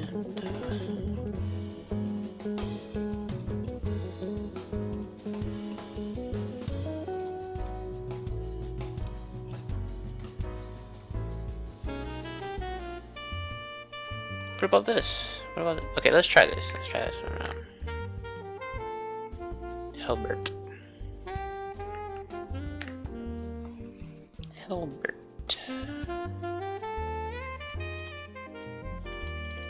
BF. Uni BF. BF.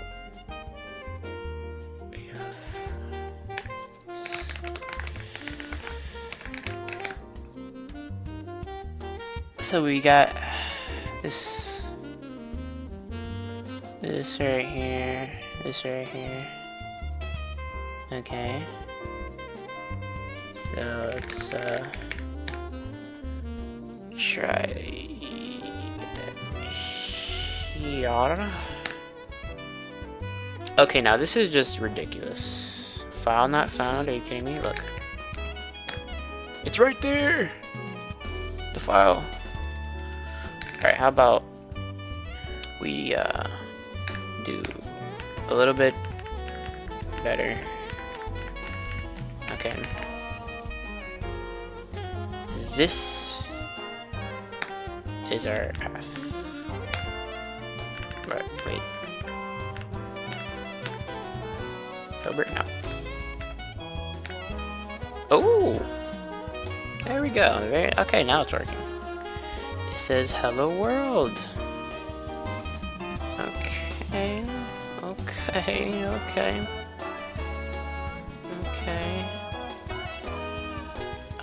So that one works. It gives more information. Okay, let's check out more stuff here. I kind of want to try this one again, but this file does not actually exist, so there is no primes.blc. Just primes.lam.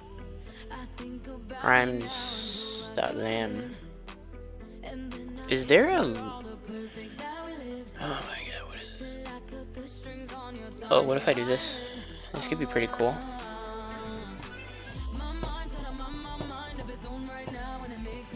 Oh my goodness. I'm gonna go insane.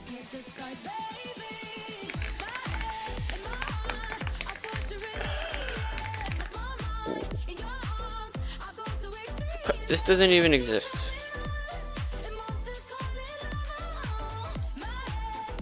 Can...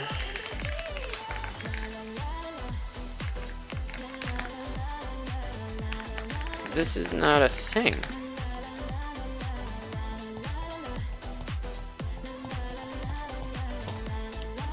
Oh my goodness. What is this? Parse deflate?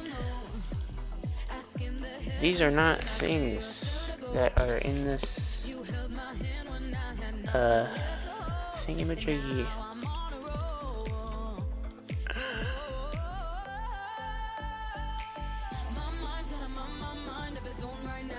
Is this correct? Like what if I'm on like the wrong branch or something? Let's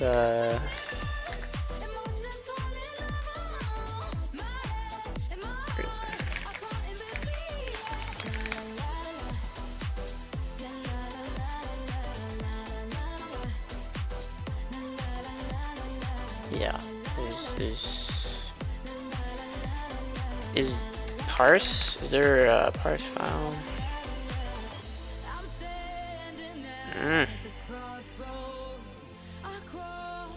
What if I search for a parse file? Like in the commits, I will search for that or something.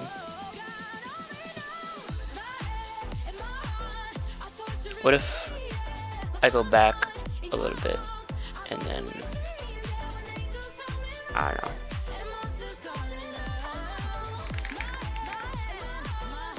know. I mean, this was fun doing this little thing. I got it to work, and kind of. I don't know where. Okay. What if we go to the bin? Oh no, we got deflate here, but there is no parse, right? Because look, if I look, deflate is here. Parse is not here. I don't.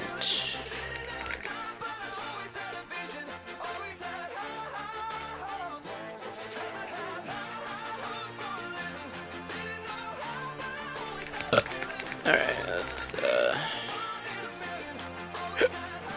I don't know. What about get ignore? What if there's something like funny in there? No.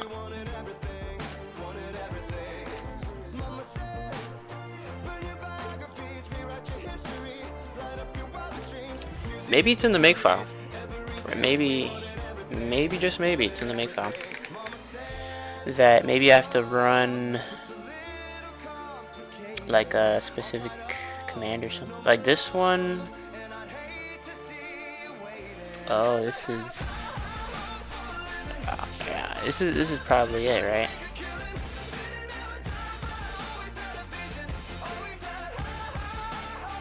Because it generates files. You'll see.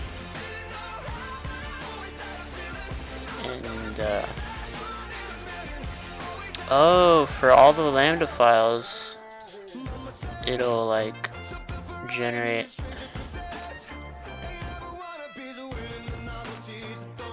all these and this.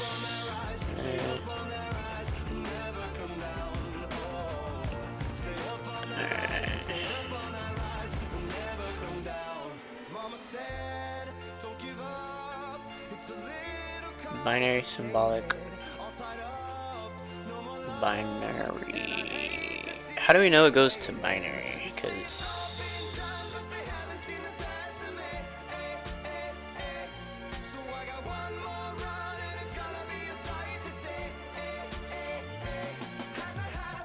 parse and symbolic. Where does parse come from? And this one too, right? Dude, I mean, I'm pretty sure these are supposed to generate it. Okay, what if I run this command?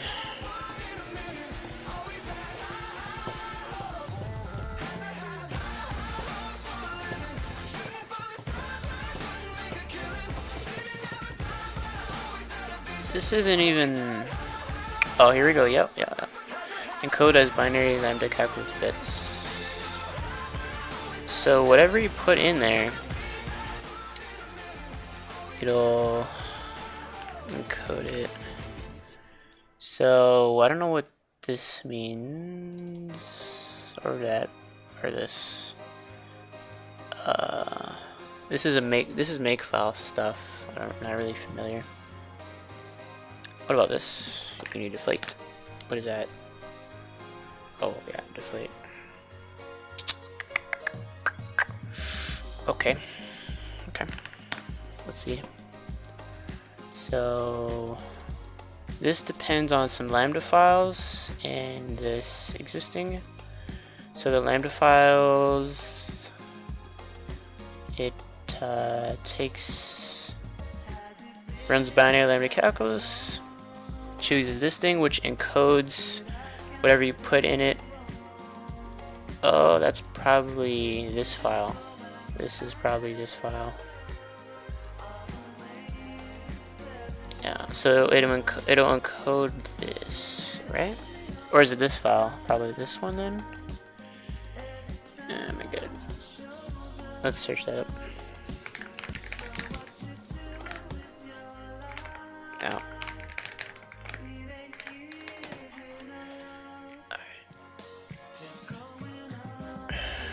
Okay, this is the first prerequisite, yeah.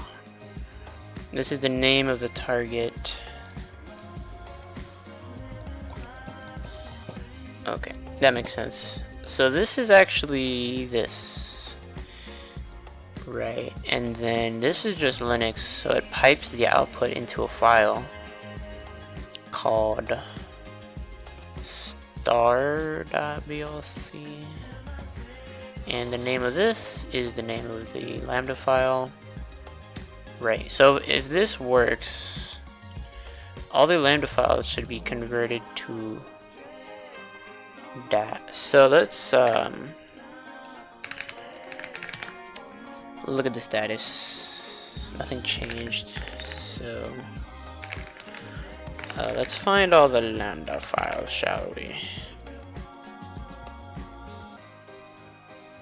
See if we have anything in here useful or missing.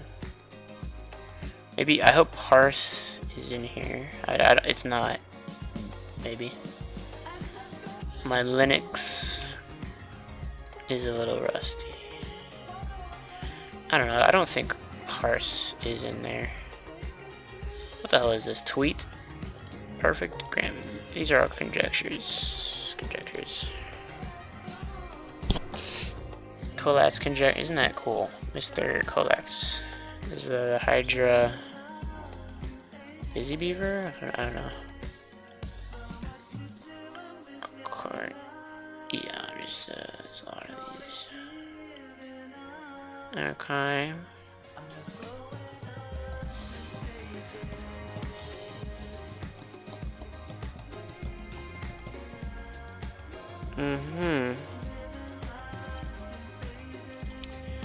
I don't know why I'm doing this. I mean, I thought it was cool. I kind of want to program with it, but let's see. Alright, I'm gonna BRB, because I gotta go to the bathroom, bro. Gotta go to the little boy's room. Alright, I'm back.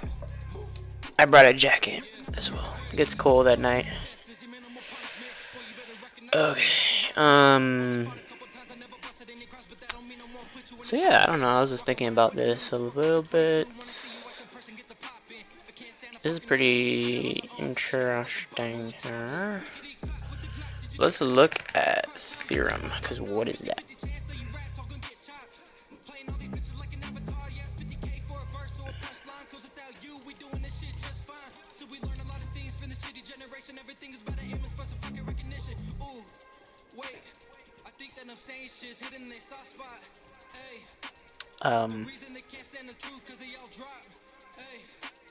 Don't know what that is.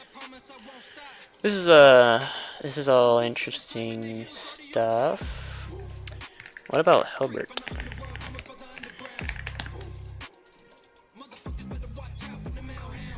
Yo, put your location. My goodness. Alright, let's see. What? Oh, it says append. Okay, that's weird. Is it? I think it's empty. What was the other one? Hilbert. No, Hilbert's not empty. It's 142. Oh, I think Hilbert is the lambda calculus thingy. Okay, I'm gonna go back to the make file. I'll kinda wanna try this now. Hilbert. Hilbert. Alright. Let's copy paste Hilbert to Hilbert dot BLC and let's see if it works. Let's try this one.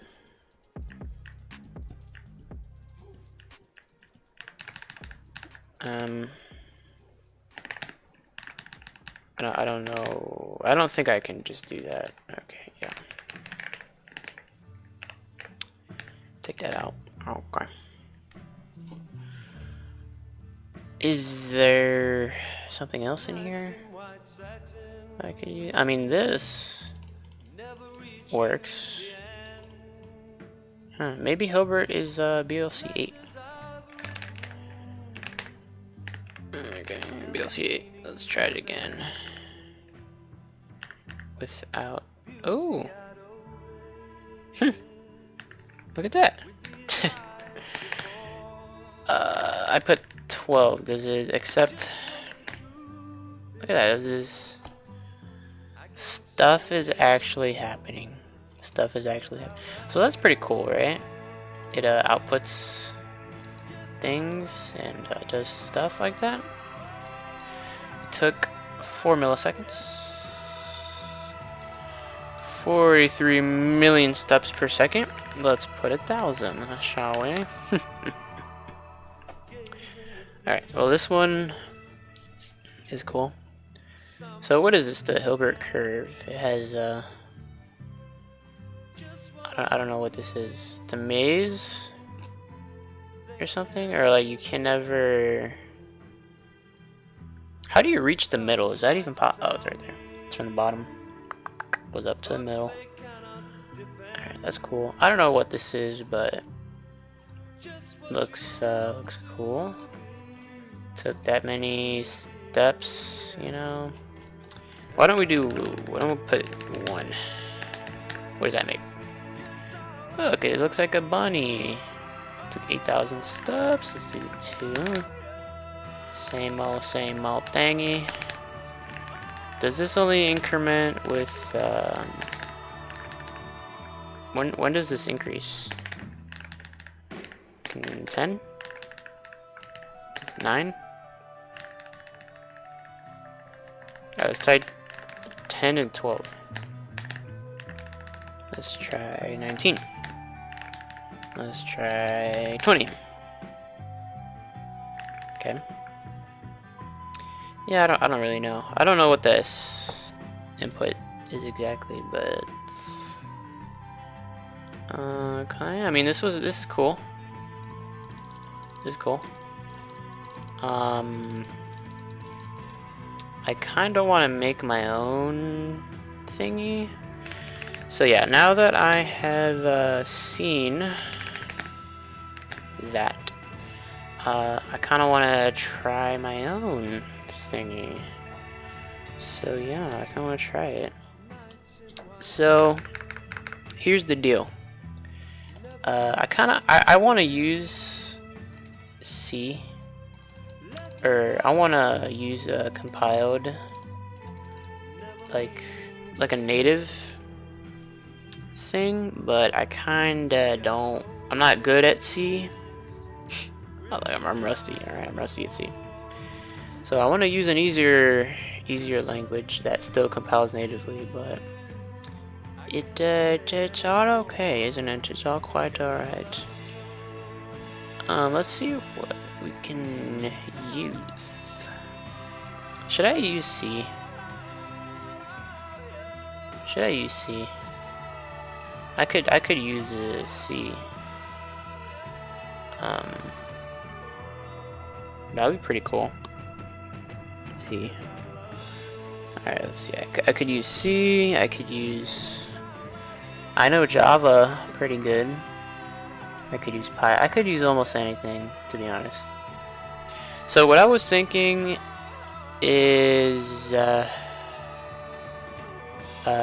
just want to make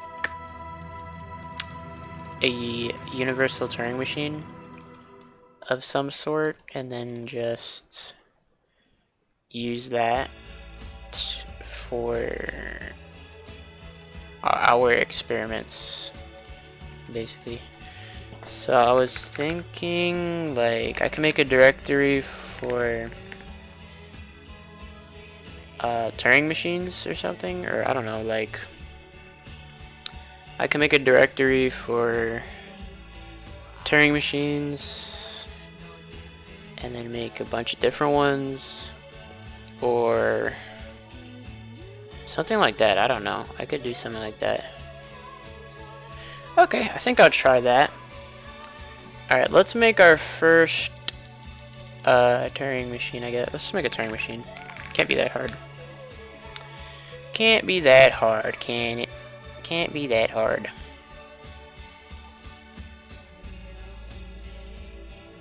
Let's see. Let's just look on here. Let's see. I mean, I think I know kind of already about this. My phone. Wait, gotta check up on my sister. Okay. Interesting. Okay. She passes my big brother radar. Okay.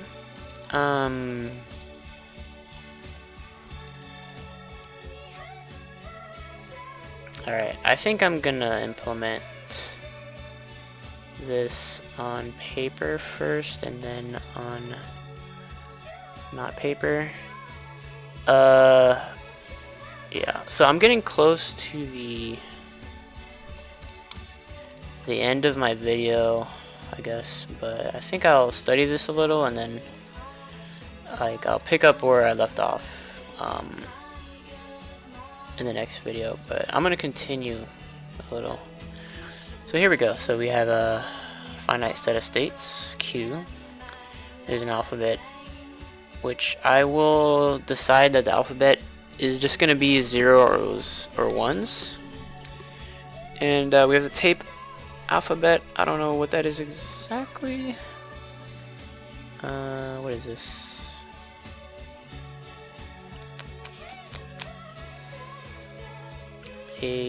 So they have a blank symbol.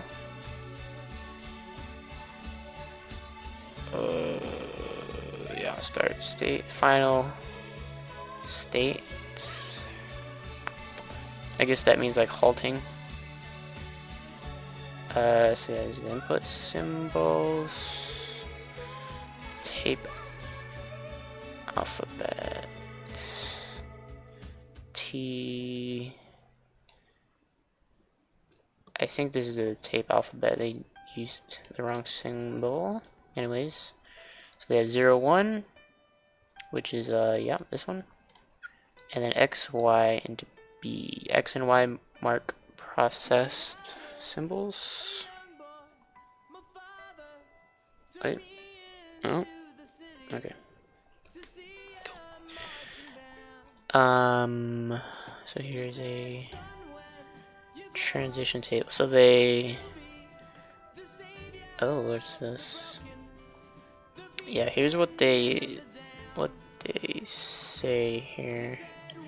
So you have a transition table that maps each tape symbol and state to the next thing. What is this? Right and left. Oh, you can move right or left. That is the okay. So there's an infinite tape. Yeah, I remember that. Alright, so let us see how this Turing machine works for 0011. So there's blank 0011. That's kind of funny. Okay, and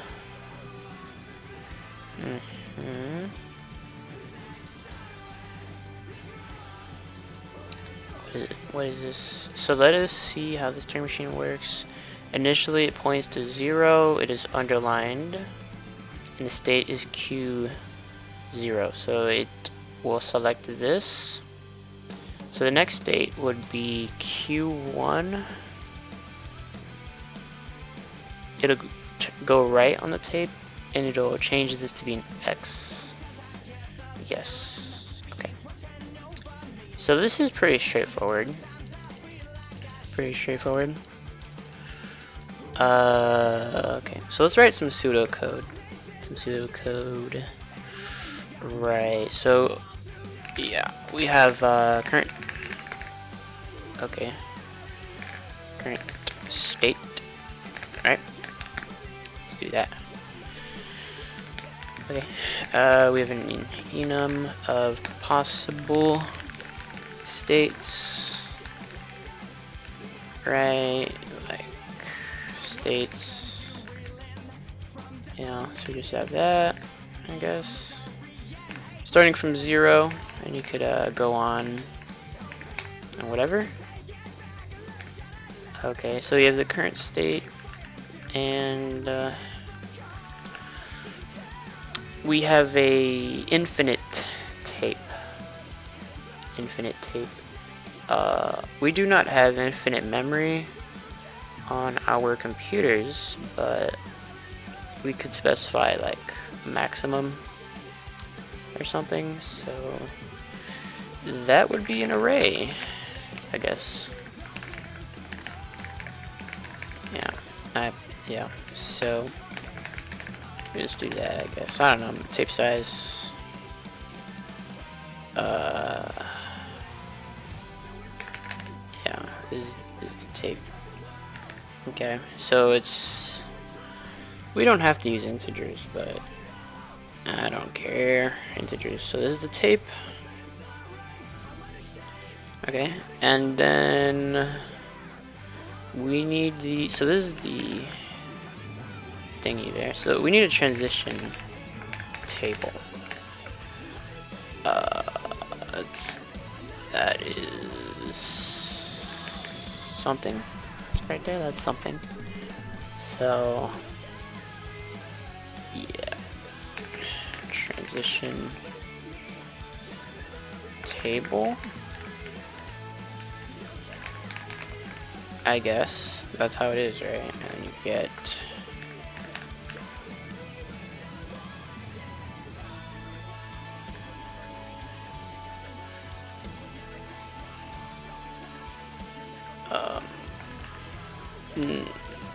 how about this? So we define the transition table. It's gonna be the possible. How about this alphabet? Let's use the tape alphabet, and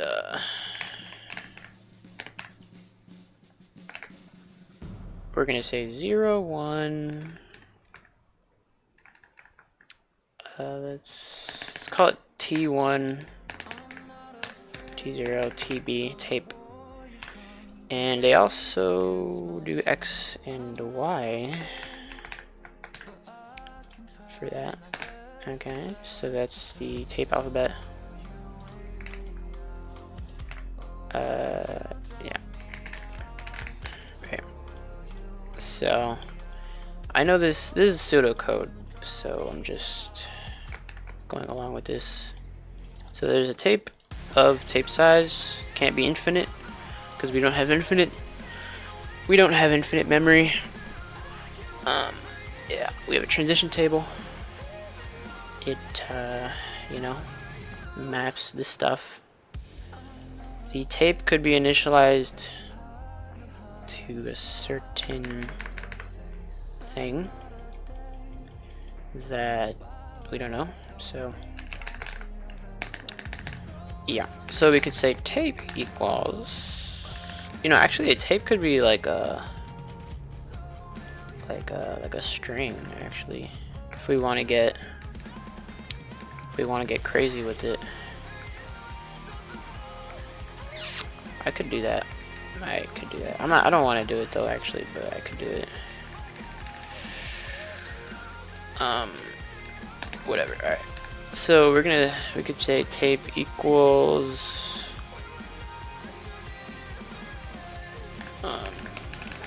initialize the tape. All right.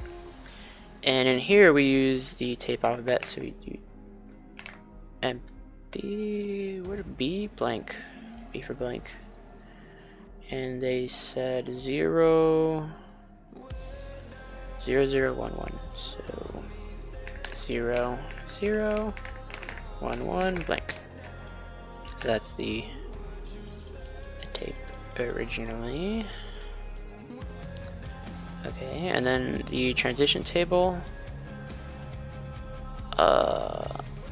is interesting. Yeah, we gotta define those, I guess. I don't know. So transition table. Okay, so we gotta do this. The first one is the tape alphabet. So this is that, and then this is that, and then we're gonna say this equals this data structure, a tuple with 3 things in it, I guess. So I could represent that as 3 things. I could represent that as a bit mask in C, but I don't want to do that kind of. Oh, I could use a struct. There we go, a struct. Okay. Transition entry. Let's say that. All right. And we're gonna say it has 3 things. So the next state, the right character or something, and the action. I don't know. And we have actions left or right. There we go. There we go. So we just have these in there. Transition entry. Okay. So we can put this here. I kinda forgot how to do this, but I'm just gonna do it like this. Yeah. So next state. And then we have X, which is the tape.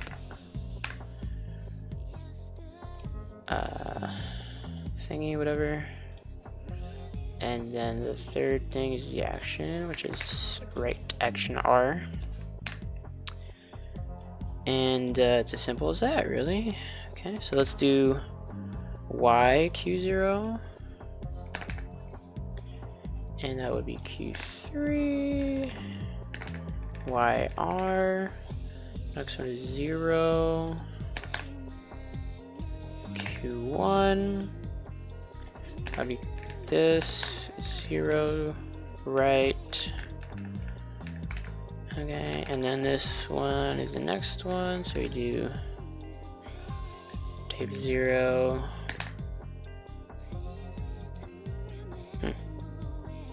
Q2? No, Q1. Tape uno. Q1 goes to Q2, Y and left. This one goes to Y. Right, tape. I should have put this backwards. First, I should put. No, it isn't. It isn't backwards. I'm literally doing this tape. Okay, I'm changing this one first. Okay, so tape Y, state 1. I say do that. All right. Okay, let's do the next ones. Okay, and then there's a halting state. Yeah, let's see. Q halt. Alright, let's do that. Let's also just say Q nothing, I guess, which means we go forever. Nah, they didn't do that. But these are blank here, so Yeah, I don't really know. But there's a halting, at least. So there's 3 of them for 1. 3 of them for the second state. Okay, I'm not gonna do that. I'm gonna go in order. So the second state, tape 0, that is 2. 0 left. Next one is X. Goes to 0, XR. Right, and the last one is the Y, which goes to 2Y left. Alright. Okay, and then the last one, the last 2 is 3Y, and then halt. Q action. Doesn't matter what action is. Doesn't matter what these are. It's just halt. I just put that, and there we go. I think we did that correctly. Correctly.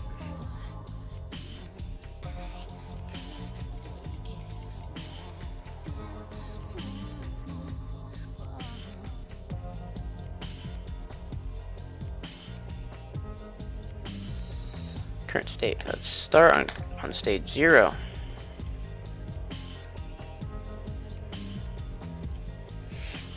Let's say that. Let's do that, and then let's say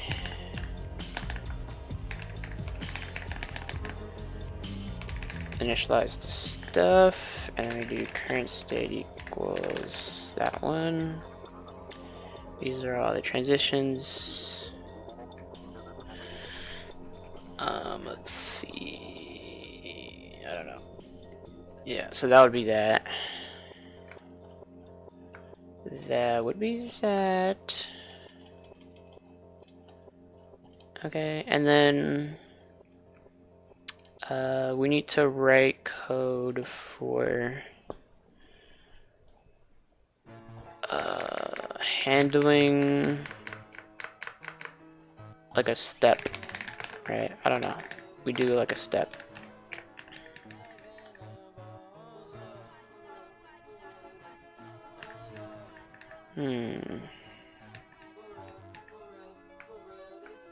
How should we do that? I don't know. Alright. We'll just say if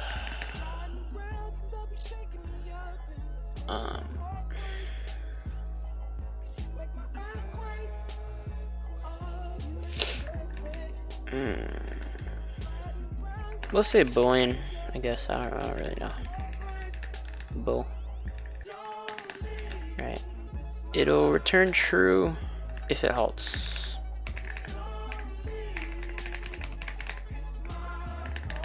If halts. There we go. Alright. So we're gonna say here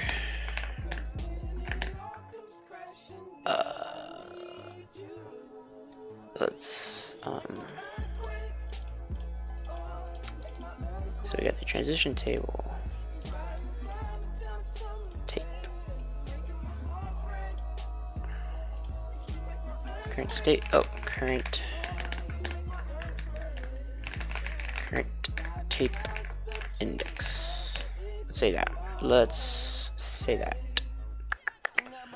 So the tape index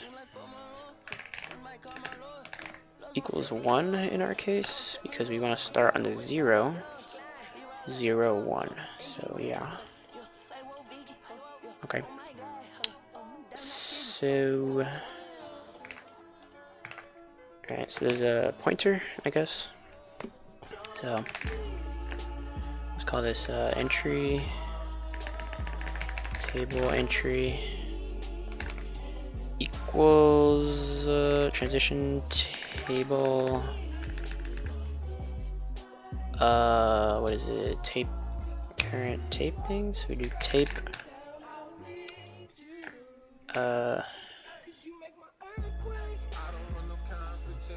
let's say current tape, let's say tape value, yeah, equals tape, current tape index, make it easier. So we got the tape value and the current state right there. So this is our table entry, and we're gonna say if table entry, let's just do these things, right? Okay, so if it equals action left, then we do something. Okay. Right? We're gonna say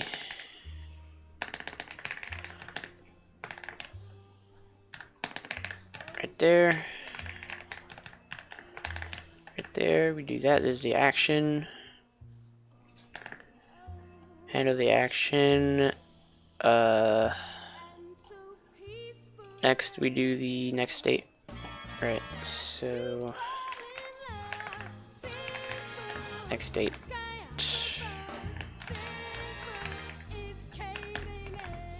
Right there. And then the next thing is the right character. So we do tape at current tape index right character, and this has to go before the action. I might as well put that there just to make it more clean. And yeah, and then right here we're gonna return false. So now we're gonna say return Q halt. Return if current state is Q halt. We're gonna check that again.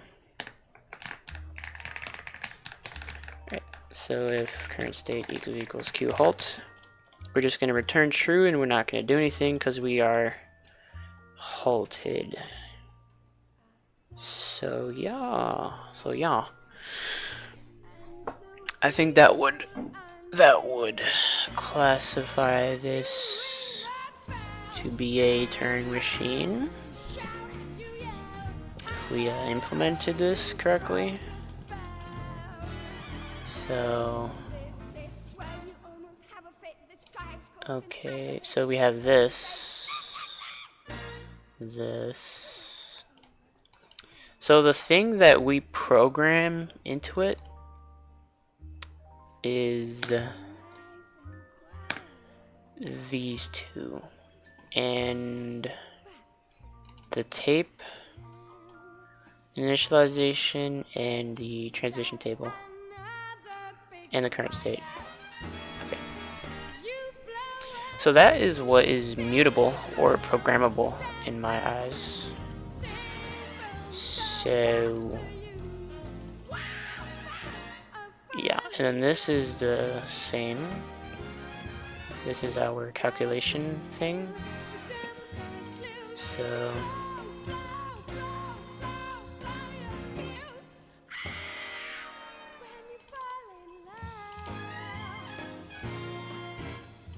okay. Goodness gracious.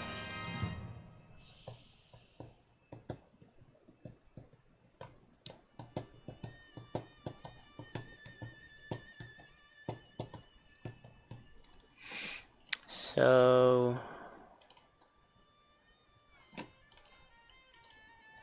we can answer statements about this machine. whether it halts or not. They have a lot of stuff. So they're saying a null string is if it's all empty.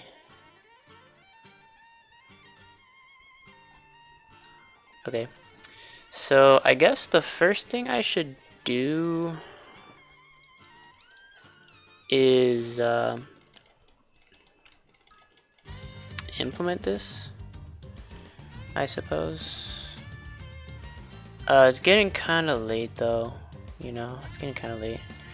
I don't want to be too long on this. I kind of want to sleep on this, you know, as well. I think that'll be like a strategic. This will be a strategic time to sleep if I'm gonna be using that. So yeah, I don't know what to code this in. So I'll sleep on it, you know, like I don't know. This is my pseudo code. It looks kind of, it's just kind of like some C stuff, not entirely C though. I don't know if that's accurate C. I don't think it has booleans. I don't know. I did put pointers though, and I'm not sure if you can do this yet. I don't really know. I could probably have to use like mem copy and copy and do stuff. I might use C, to be honest. It can't be that bad. Honestly, it can't be that bad. But I don't know. I might want to use another language, you know, like Zig.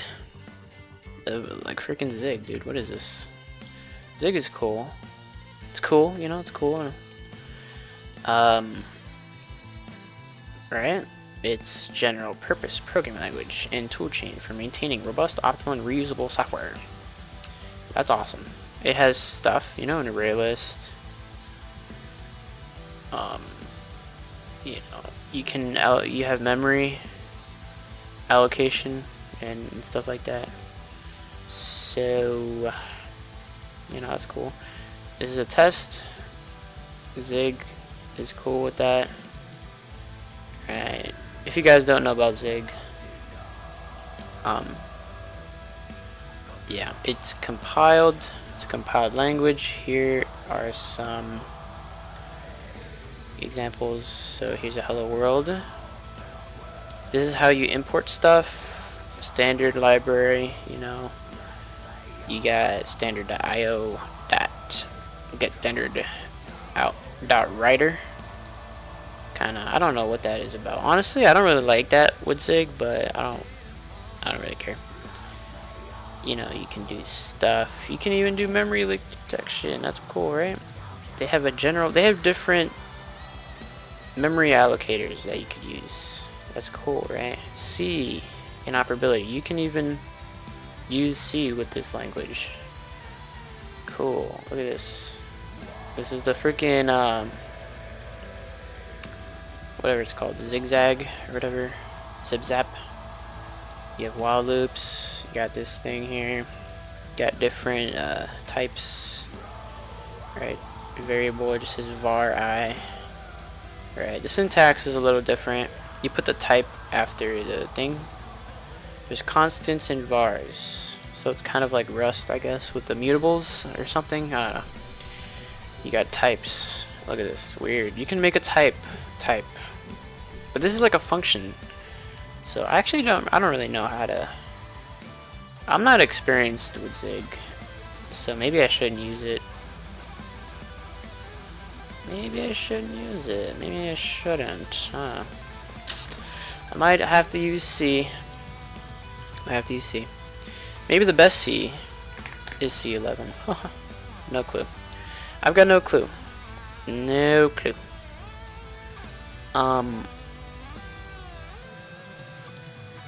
Let's see. C99. I've heard C99. Is C99 the best?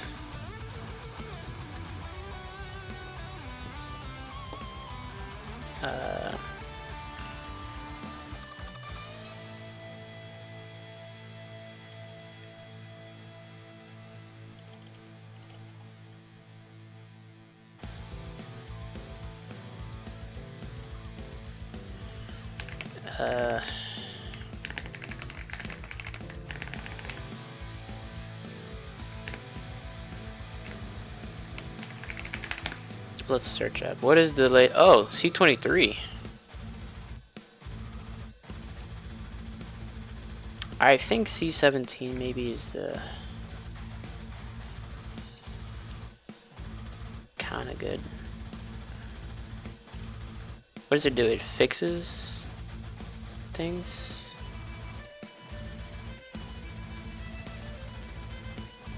GCC obviously.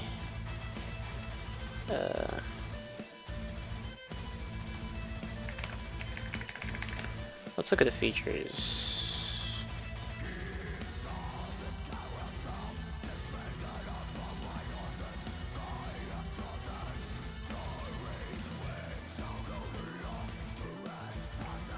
So these people say it's the same, but it fixes stuff.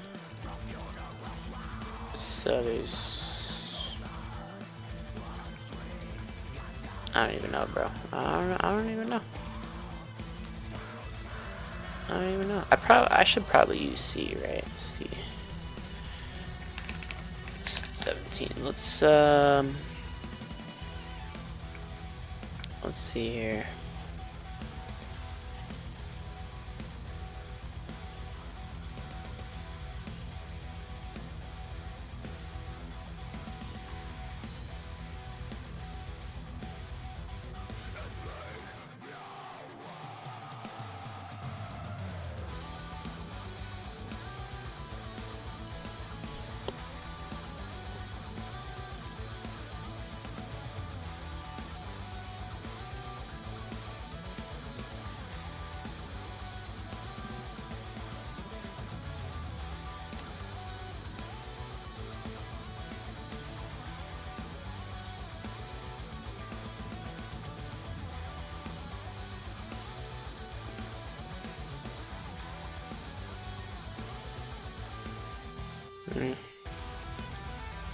I don't know what to pick, bro.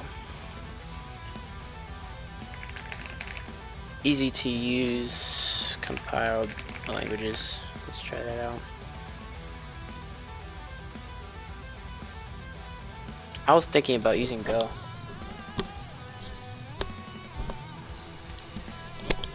Okay. VLang?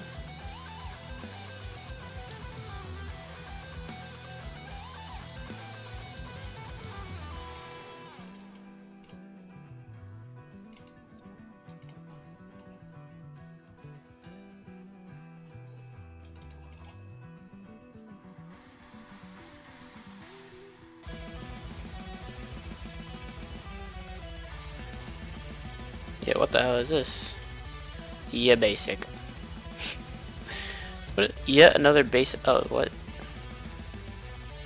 So it's a basic thingy.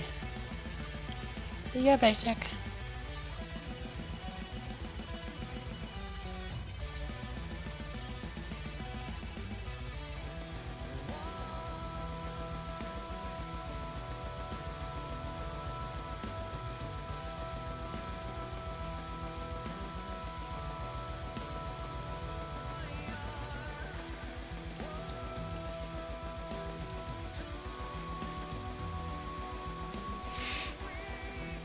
Alright. I might use C, bro. I might have to practice my C. You know, I might have to practice. Bruh, the point of me not wanting to use C... Nah, bruh. I think I want to use C. Because I can do stuff like this, you know, I just enum states, take off that. You know. I don't know. What about it? What about it? How about this? Look. What is the standard? Because if I search up Busy Beaver,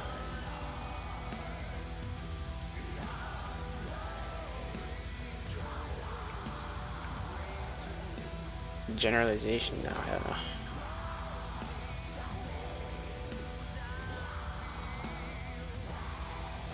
End state Turing machines. Yeah, there's anti-state Turing machines, but how many? What's the tape alphabet? Is it just 0 and 1? I would like to think so. 0 and 1.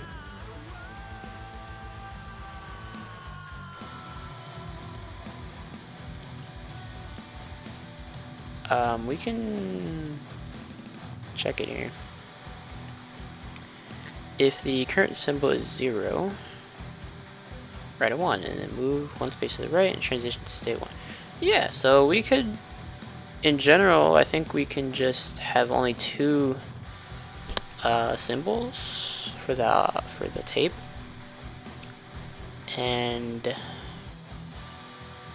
yeah, then the number of states would just be, we could, like, we wouldn't have to specify this anymore. This would be known to be just 0 and 1. So, and then the only thing left would be the transitions, the transition table, and the states. So, yeah. That could be cool. That could be cool, you know. And also the initialization of the tape. So, yeah. I think I wanna try to code this in C. I mean, maybe Python, bro. Python. Because I don't really care about, like, memory allocation and stuff like that. So I think if I, you know, have to keep track of memory allocation and things like that, I'll just, like, it'll just get in my way because I don't even care about that. But at the same time, C is like such a juicy language, you know? You're coding in almost assembly, dude. Like, you got, you know, not really, but, you know, it's pretty, I like how close it is to the machine. Modern machines, I guess, with RAM and stuff like that. RAM and a CPU. But, you know, I don't know. Maybe this is, maybe C is good enough. Maybe coding this will be good for practicing my C. You know? Oh, what? What is this?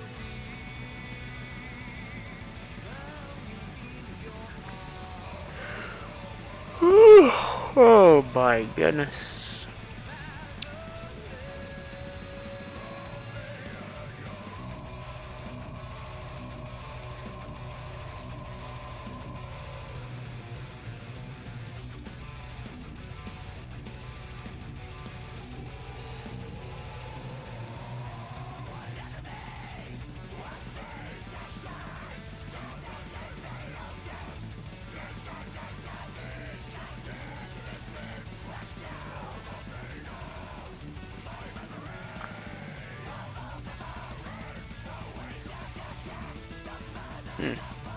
The one state, two symbol. Yeah, that's what I was thinking. What if I just keep it 2 symbols? Alright, 2 symbols only. I don't know. Maybe I could change the amount of symbols.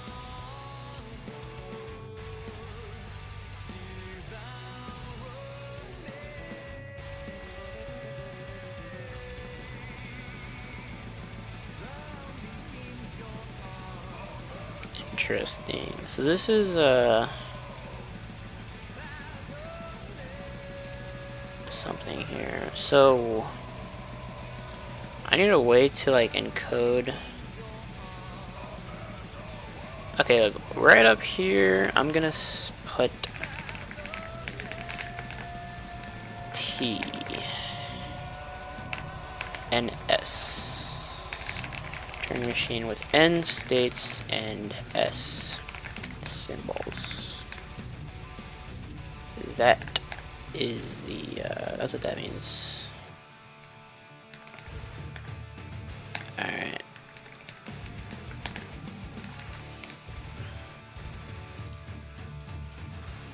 So I guess this is like a type,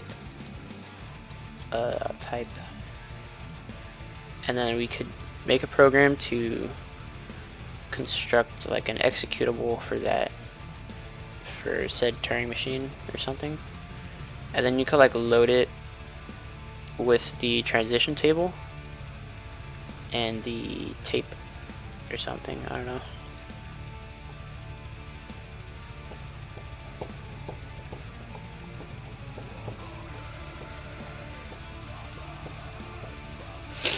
That's always how it works, right? Guys, I keep getting distracted. All right, I'm gonna call it here. All right, I'm calling it. Okay, I'm calling it. Oh my goodness. You see, this is too long. Almost. This is like a huge title. But like, yeah, I don't care. Me no care. Me no care. You guys want to see me mess with this? What if sharpen? Oh, look at that. Sharpen, it looks better. Sharpen. Yes, it looks a little weird, but the text, I just want the text to be more sharp. That looks better. That actually looks better, in my opinion. Alright. That looks pretty nice. You know, it's whatever. It's a little less blurry. I'm glad I found that, I guess. Cool. Alright, I'm calling it here. This was a miscellaneous video. I don't know. I'm not doing homework, but hey, it is what it is. Alright, it is what it is. You know what? I'm gonna pause it real quick. I'm gonna pause it. Wait. Alright, I'm back. Okay, I changed the webcam a little so you can see me do this. Alright. You got me. Alright. Yeah, alright. I'll see you guys in the next one. I don't know. This is fun, you know? A little miscellaneous, a little something different. Trying to figure out, you know, I don't know, like a schedule that works for me, you know, I don't know. Yeah, whatever. Alright, I'll see you guys later. Thank you for watching. Thank you.